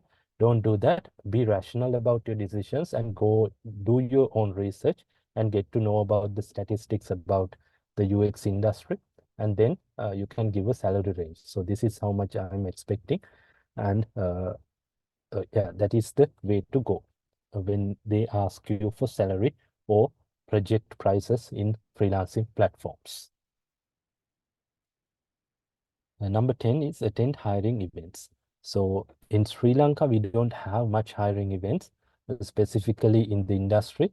But if you are a university student, they have such industrial placement opportunities like fairs and so on. So you can attend to those events and get to know about the vacancies, as well as get to know about the people in the industry, your co-workers. And let's say you are looking to work on a certain company, your dream job. So you can attend to these kind of events and get to know about their job opportunities and people work there and so on. So if you go to some other country like Singapore, they have so many hiring events. So if you have an application, there's an application called Meetup. So in that application, they put all these meetups and hiring events there. So if you are interested, it is something you like, it is about UX designing or some hobby you like, you can attend to these events and participate and get to know people. You can network and build a good, strong network and find a job in the industry as well. Okay, number 11 is mentor another student. So the best way that you can learn is to teach it to someone else. So if you learn it really well, and if you teach it to some, like try to uh, make it understandable to someone else with your own words and own slides, so uh, by yourself, it will be really beneficial, not only for the student, but most of the time for you as a mentor. So make sure if you learn something new, try to uh, teach it to someone who is interested as well. What you can do is, if you can't find someone else who is interested, you can create a YouTube tutorial and put it in somewhere. And also you can create a blog post and put it online. So you can follow this path as well. So always make sure you uh, teach something that you already learned.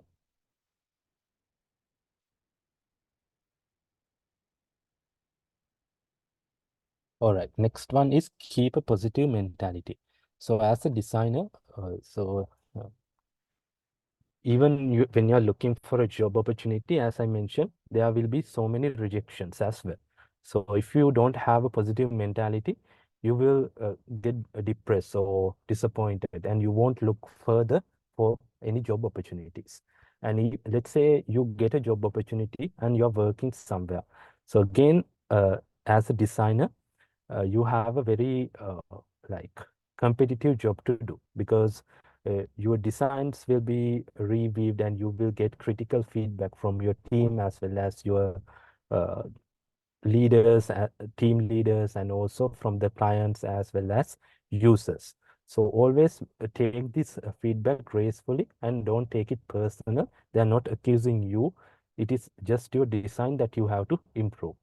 So make sure to keep positive mentality, and make sure as a designer, you have to always look for a feedback. So uh, people are not accusing you, as I mentioned. It is only your design that you have to make sure you take your feedback and improve your design, because everyone in the team want to make a successful product.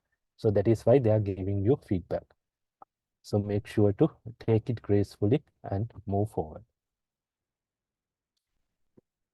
Number 13 is increase your network. So as I mentioned, even in LinkedIn, you have to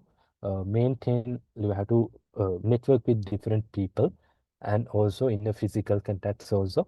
If you attending hiring events, if you attending different meetups, tech meetups or anything, it is a good way to increase your network. So let's say you have like 10 people in the industry as you start off your career, but after 2 or 3 years also you only have those 10 people in your network. It is not a good practice. You have to keep increasing your network in order to look for more opportunities, as well as uh, it will give you good exposure.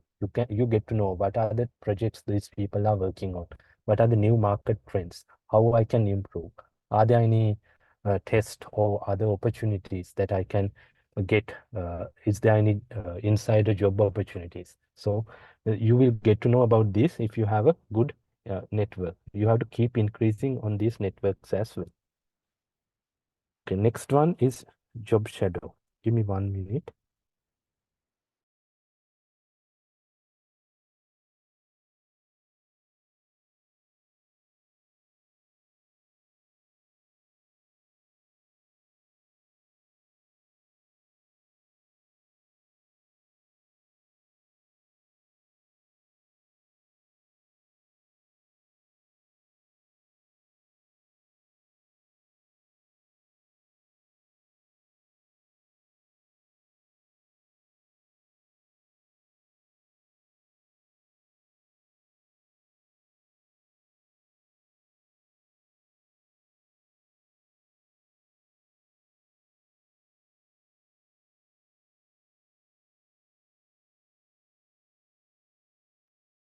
Okay, I'm sorry. So job shadowing is another thing that you can do. So you can follow people, experts, or some of your friends who do the same job that you like, and you can observe them in their job. Let's say he's a UX designer, so you can as an intern, you can observe what they do, how they approach a problem, how they do different wireframes and everything, and then you can look and learn. So another starting point, if you don't have that opportunity, what you can do is there are videos in YouTube uh, named such as the day of a life of a UX designer, day of a life of a product designer, and so on. You can Google them, in YouTube, you can search them and watch these videos and get to know what is the process that they follow, what is their day like, and so on. So you will get to know what are the things that they do in the job, how they approach different problems, what are the daily tasks they have to do, how the meeting goes on, and so on. So you will, even before you get a job, you will get an understanding about what are your responsibilities and how you can perform as a good UX designer or a team player. That is number 14. Then number 15, don't be afraid. So as a designer, you should have a good creativity as well. So you are responsible for your designs as well. So when you are doing designs, don't be afraid to use certain colors. So if you have a good rationale behind selecting a different color by like researching about your users, and if you have good research to back up your design decisions, don't be afraid to use your colors and do experiments with your designs and so on. So even though people don't like them, they will like give you critical feedback. So you can always improve your design and tell them that this is the decision, this is the rationale, or this is the idea behind selecting this particular layout or the typeface or a color, and they will get to know. So you have done your research and you got to know about your users, and you have so many things to back up your design decisions. So don't be afraid as a designer to uh, be creative. Number 16, don't sink your teeth in the first piece of meat. So another thing when you do in the job seeking, so whenever you get an opportunity, you don't have to accept it. So let's say you're looking for a job, but the place that you got the opportunity is not the working culture you prefer. They have to work longer hours and they are paying really less amount of money, and those are not the projects that you want to do. They are maintaining the same system every day for number of years, and no new designs is created. So if it is not the place that you want to work, don't try to accept the job opportunity. You have to keep looking for more, because in the end of the day, you have to be happy about your job. Let's say you get your first opportunity and you work somewhere and you have to go to work around 9 in the morning, and you have to work till 10 in the night, and you have to come back and again continue this schedule for so many years. So uh, it is not a good practice to, it is not a good way to spend your life actually. So always make sure uh, to find a good job that matches your expectation, as well as which gives you good job satisfaction as well. So that is, don't sink your teeth in the first piece of meat. Number 17, be honest. So when you're applying for a job, always make sure to put correct and certified details in your CV, as well as even in your portfolio. So if you put like if you lie in your CV or a resume, the people who are hiring you will get to know about it. Let's say the designers, you have this much of experience and you have done so many applications in certain domain or healthcare or anything. So if they ask questions, so when they ask you questions, they will get to know about uh, are they lying, or are they saying is it real that they have put in the CV. So always make sure to be honest. And also when you're creating your portfolio, please make sure you only put your work. Don't try to copy and put other people's work. So it will uh, like affect you negatively in the long term as well. Number 18 is know your strengths. So as a UX designer, if you let's say you're good with interviewing people, you have good uh, interpersonal skills. So that in that case, you can be a UX researcher, or you can interview people and get their ideas about your applications. And if you don't have a good interpersonal skills, or you are not that good in communicating with people, what you can do is you can find a job that matches your uh, what it called matches your personality. So in that case, you can be a UI designer, but even as a UI designer, you have to communicate with your team as well. So it is a good practice to always know your strengths and look for opportunities that you have your strengths in the areas that you have your strengths. Number 19, do as much UX related stuff as you can. So as I mentioned earlier, if you read that book, The Design of Everyday Things, and let's say you following up few blog posts, as well as you follow a few YouTubers who is good at UX designing, and always most of them will say that the daily things that you are interacting with, let's say it can be a car, it can be a book, it can be a pen, or it can be a place or establishment. So what you can do is, you as a UX designer, you can like observe these places and try to find out what we can do better to increase the user experience if this in this particular position or in this particular product. So as you do this for longer term, it will be easier for you to, if some kind of a problem, you have to solve some kind of a problem in your office, or in a freelancing project, it will help you, and you will get to know, like it will come to your mind that I have experienced this kind of a situation before, so this is the solution that I can give. So it will be easier for you to come up with a better solution in a really quick time. So always do as much UX related stuff as you can. And number 20, wear your drive on your sleeves. So let's say you spend so much of time, you spend your nights, and you stayed up at nights and studied really well and become a good designer, and you did really good projects uh, in the past, and always try to show it up in your profiles as well. Like even in LinkedIn, try to share, this is the new product I launched, this is a new project I did. So people will get to know about your design thinking and designs that you can do. So if they have an opportunity, they are trying to contact you and get the project done by you. So always make sure to uh, wear your drive on your sleeves. So you have spent so much of time, and you have done so many sacrifices to maybe to become a good UX and UI designer. So why not we shout out and tell the world that I'm a good designer after some time. So that is all about the 20 tips that I can give you to find a job. So find a job, I think you already came across websites like in Sri Lanka, we have top jobs. And if you go to Google, you can search for UX design jobs.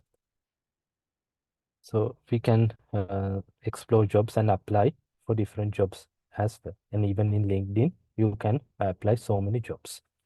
So if you want to find a job in some other country, you can go and search for Europe or some other country. There are several websites, such as in Singapore, they have Indeed, monster.com. So those are some job boards. They put jobs regularly, and most of the time in LinkedIn. So if you have a good LinkedIn profile, you can directly apply for these jobs without going into these other websites. And another thing most of us do is freelancing. Give me 1 second.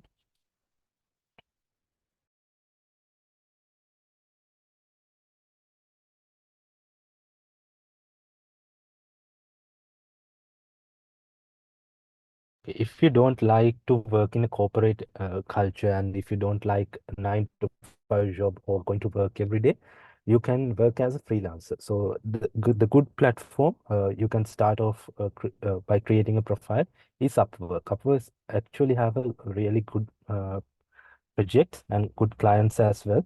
So you can apply for one of these projects and they will reach you if you are a good fit. So if you are into freelancing or you want to work from home, you can create an Upwork profile as well. So this is my profile. I recently haven't done any projects on Upwork.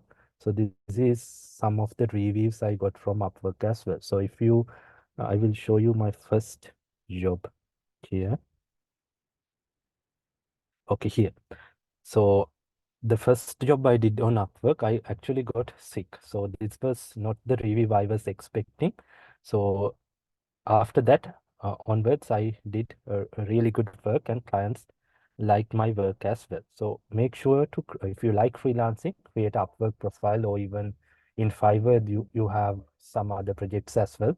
Create this kind of a profile and try to get more projects from users as well. All right. Then, do you have any questions?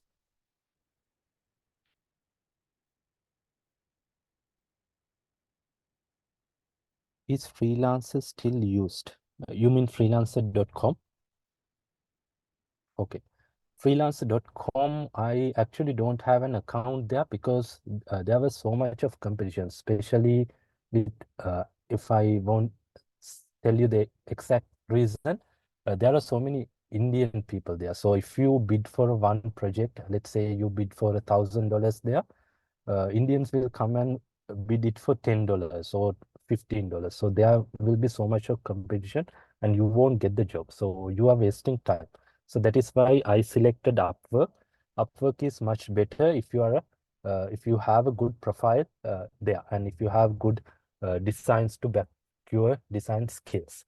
So that is why I selected Upwork. Freelancer will be a good platform, but that is the reason I don't have a freelancer account. Clear?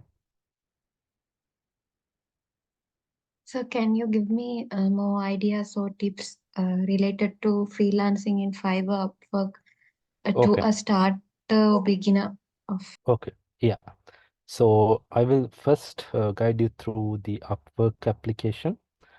So in Upwork, as soon as you signed up for Upwork account, you have to sign up as a freelancer, and then they will verify your profile. They will ask you to send some passport pictures and also bank account details. After verification, you will get some connects. So right now I only have 3 connects. So if as a new freelancer, you will get up to, I don't know, the 50 or 60 connects. So you can spend these connects as mentioned here. For this job, we can apply it for 4 connects. So what you can do is you can, after creating your profile, go to the landing page and look for the job opportunities. And in here, read it carefully and try to understand whether it is something that you can do or you can't. So don't try to apply for the job that you don't have experience in. So this job is actually hourly job. It is not a fixed price job, and the project length is less than 1 month. And they are looking for an expert. So if you're not an expert, if there are some jobs that they're looking for starters or uh, intermediate people as well. So you can, what you can do is you can, let's see.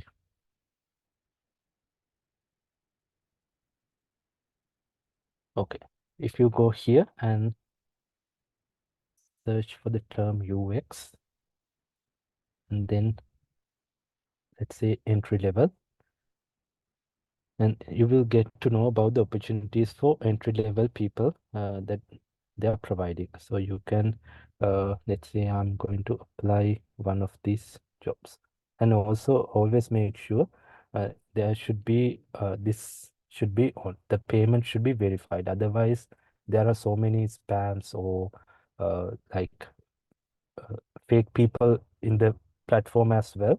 Upwork is deleting them regularly, but there are some as well. So always make sure to switch on the payment verified as well. So if I try to apply for this job, it will give me the job description as this. So they have put their objective and the deliverables clearly. and you can read about the client as well. So this client has 4.54 rating out of 7 reviews, and he's from United States, and 80% hiring rate, one opening job, and this is the average hourly rate they pay, very less. And these are the time durations, and they have attached some project idea as well. And these are the skills they are requiring. So if you are good with app designing, mockup, mobile app UI UX, mobile app design, user experience design, and everything, you can apply. So these are the preferred location for that particular client. He's looking for a person in Asia as well. So these are the number of proposals last viewed by the client. They have sent invites for different people as well. So you can see, and also these are some previous jobs by the same client. So you can see he's only paying $3 per hour. So it is maybe that is not a good fit for you. If you're looking for, at least go for something around 15 to 20 if you start off your career, because otherwise you will spend so much of time and get paid really less as well. And then after that, let's say if I click this button, it will guide me to submit a proposal. Right now I don't have connects to apply for this job, so we can give them an hourly rate. Let's say we give them 15, and they will take some commission, and this is how much we get. And you can put a cover letter customized to this particular job post. Always make sure don't copy and paste your cover letters. Always make sure to use this objectives and the words they are saying in the job description. What you can do is you can what I will tell you what I do if I am applying for to this job. What I do is I will copy this and put it on ChatGPT and ask it to create a tailored job cover letter for this particular post. So it will save your time, and it will give you good highlighted view in their job applications as well. And then you can upload any supporting materials such as your previous designs. If you have PDF of your previous designs, you can upload it here, and you can bid also if you like. So that is Upwork. I don't have much experience in Fiverr, but I think it is similar, but you can bid for them as well. Uh, yeah, that is how you can create a profile. Okay, freelancer. uh, Adhika is asking, is payment supported for Sri Lanka? You mean in Upwork, is it?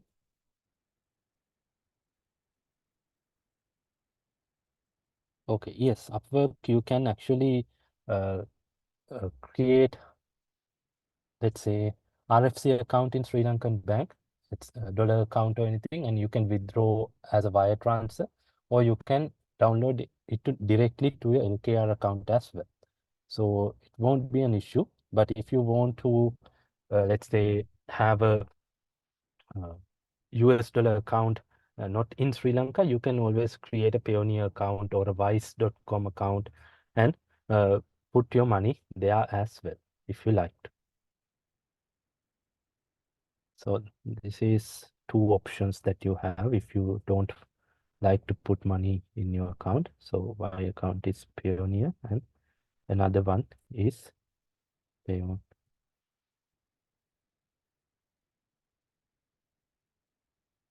This one. And Wise.com is actually really good. They are not charging as much as Payoneer.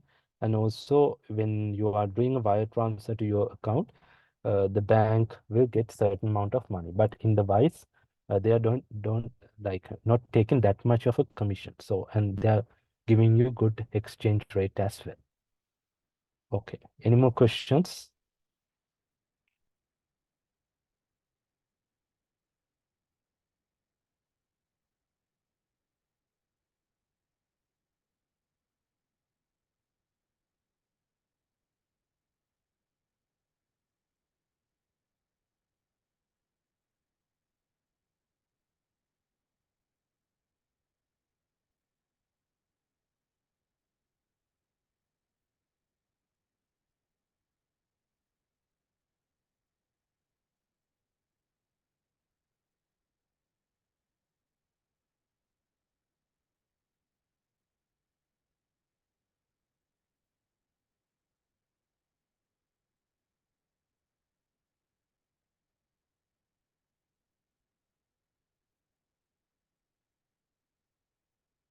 Will the recordings and the PDFs in the Google Classroom have lifetime access?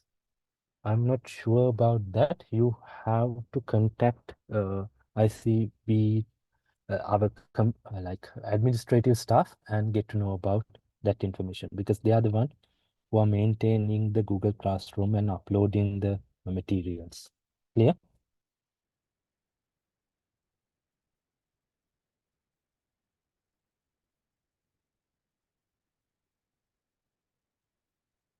Okay. Any more questions regarding the design in Figma or jobs or anything that we mentioned in our presentations?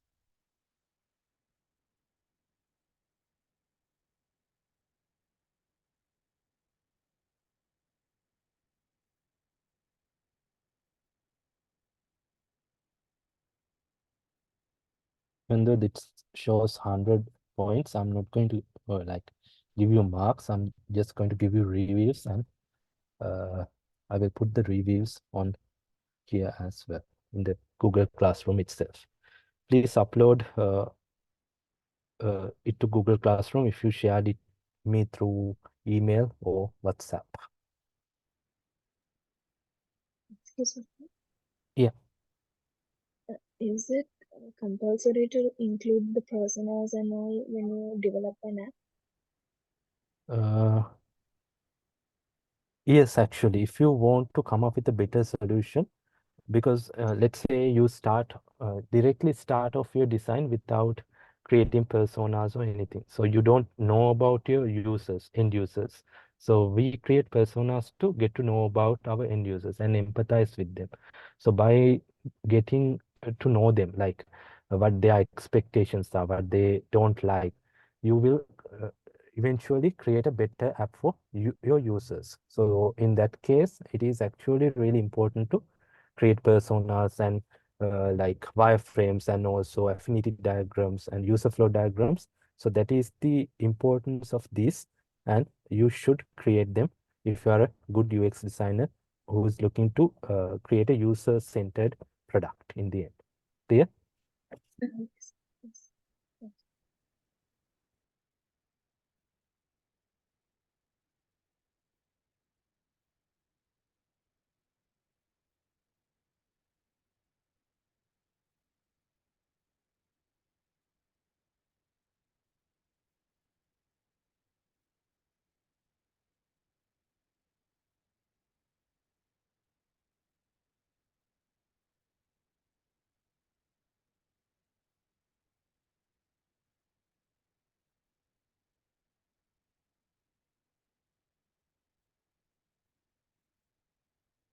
Achinta, any questions?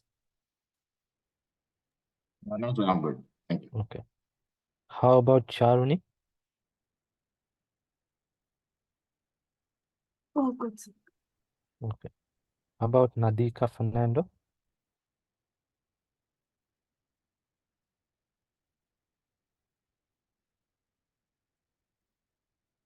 Okay, cool. How about Nadisha? Okay, sir. Netanya? Oh, it's Okay. Please upload your presentation and work you did so far to Google Classroom, so I will give my feedback there. So, as a front-end developer, after doing coding, how the jobs has been done, do the developer provides the codes to the client and the job has been done. Is that right?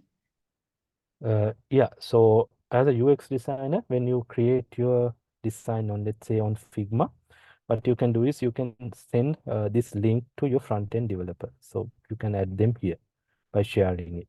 So they will come to this page. Let's say this is the page that they want to code. What they will do is they will switch the developer mode on, and they can copy the colors and everything, and they can put it in their code, and they can create reusable components. If they're using frameworks like React and so on, they can create these as components and copy them and code them separately. So you just have to make sure you name them correctly. So I will show you one example that I already did. So let's say this is the recent project I was working on. Okay, for this website, let's say that I'm done with the design and everything. So what I can do is I can just copy this and share it with someone else. So when they come to your design, what they see is the same thing that you did already. They can copy all these colors and the size and heights and everything and do their coding separately.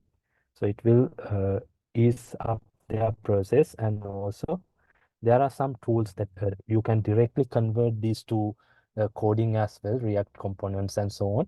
So in that case, you have to name your components and everything in the manner that they are expecting it to behave. Is it clear?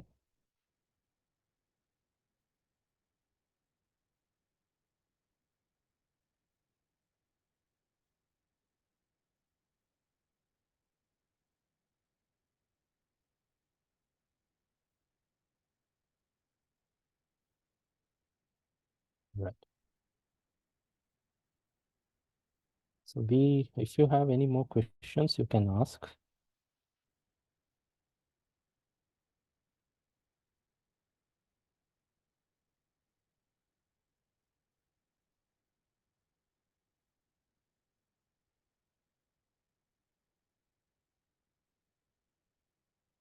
Rifat, any more questions?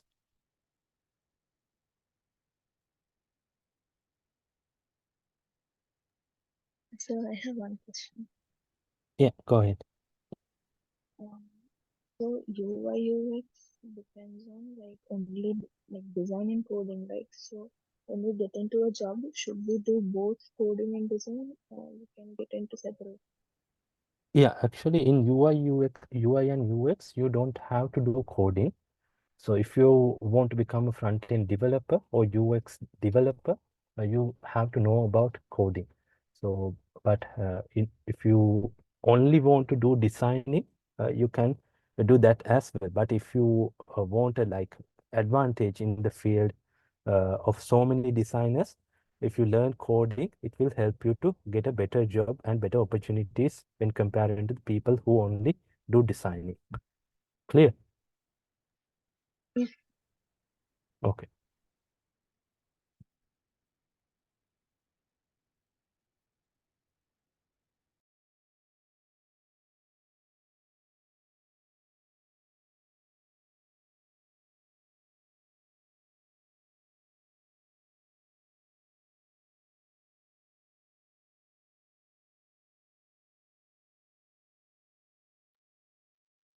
All right. So, any more questions? Will our results for the assignment be shown in the certification? I think no. It is just a certification of the participation, I think. So results won't appear there.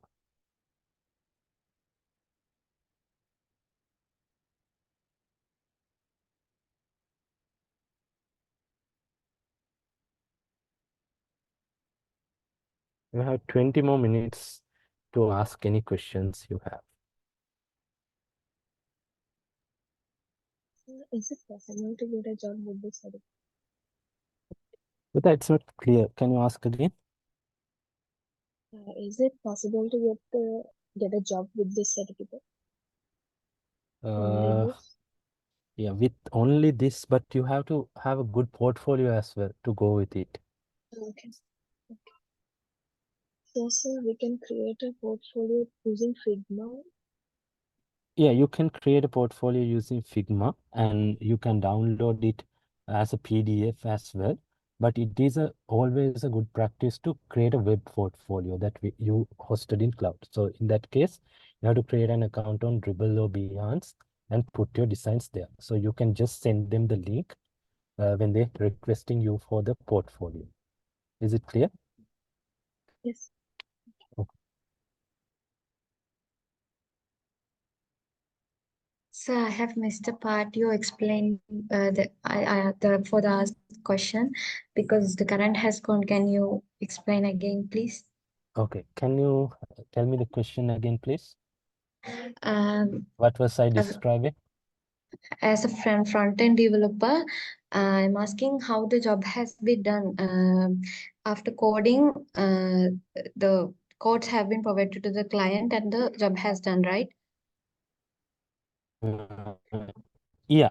So as a front-end developer, what you can do is you can so when the designers send you this design, you can get these components and code it using frameworks such as React or anything. And then after that, you have to actually there are a few steps that you can do before sending it to client. What you can do is you can create the code and just send them for a review. And after that, you have to make sure that it is responsive. Responsive means it should work on different devices and screen sizes, and it should behave in an appropriate manner. And also, there are some QA rounds where the quality assurance people come and check your website or a mobile application you develop to check whether it's working correctly, it's performing correctly or not. And also, you have to address if there's any issue. Issues can be related to the speed of the website, the user experience of the website, the user flows, or any misinformation. So you have to optimize your website as well as a front-end developer. And finally, when you are launching your website, you have to make sure you have a good SEO strategy plan, as well as uh, also you have to run few accessibility tests. So every people should see your website correctly, and you have to address the issues with more impaired people, such as you have to put screen readers as so, and also voice control if you prefer. So those are the things that you should address before you send the link to your client. As that is, and also when you send the final link to your client, most of the time your job is not over yet, because after you launch your website, there will be some problems with user flows, and users will do random things on your website. Even if you fine tune your user flow, users will find some issue in your website. They are trying to perform some action in totally unexpected way. So in that case, front-end developer have to come again and fix the issues in the website and make sure it is working really well. So those are the things. It is actually an ongoing process. We can't tell that your job is end after you submit in the code. Clear? Yes, sir. Thank you. Okay. Any more questions?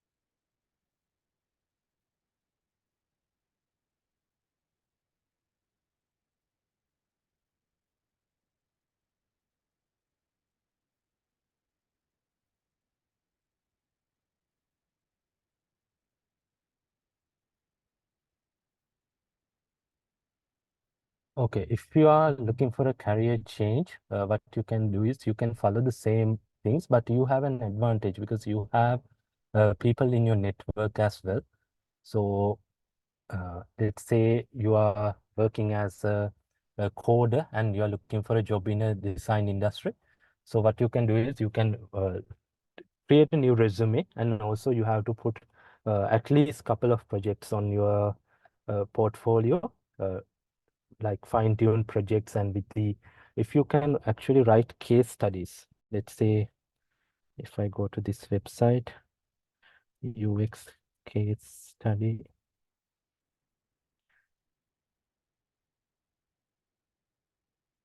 and you can follow one of these templates and create a case study about how you approach certain problem. Uh, so let's say if I go to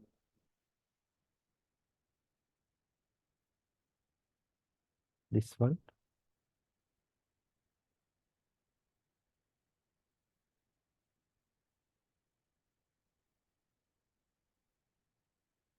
you can follow the similar pattern and create a case study. So in the case study, we describe our whole process, not only putting our design to showcase. We are starting off with the research process and how we approach different people. What are the things that we get, like the presentation everyone already created. So it will give proper understanding to people, the hiring managers or the recruiters, to get an idea about how you approach a problem. What is your design thinking process? So is this person good? Is he following all the steps in the UX process, or are they just jumping to the designing directly without doing the research? So it will give a better idea for your recruiters as well as hiring managers. And also, if you are looking for a job like in the industry, if it is a corporate job, uh, and it will take some time for you to get the opportunity. So in that case, you should look for a freelancing opportunities as well, remote working or overseas opportunities. If you have a good portfolio, they will definitely contact you and you will be able to find a job.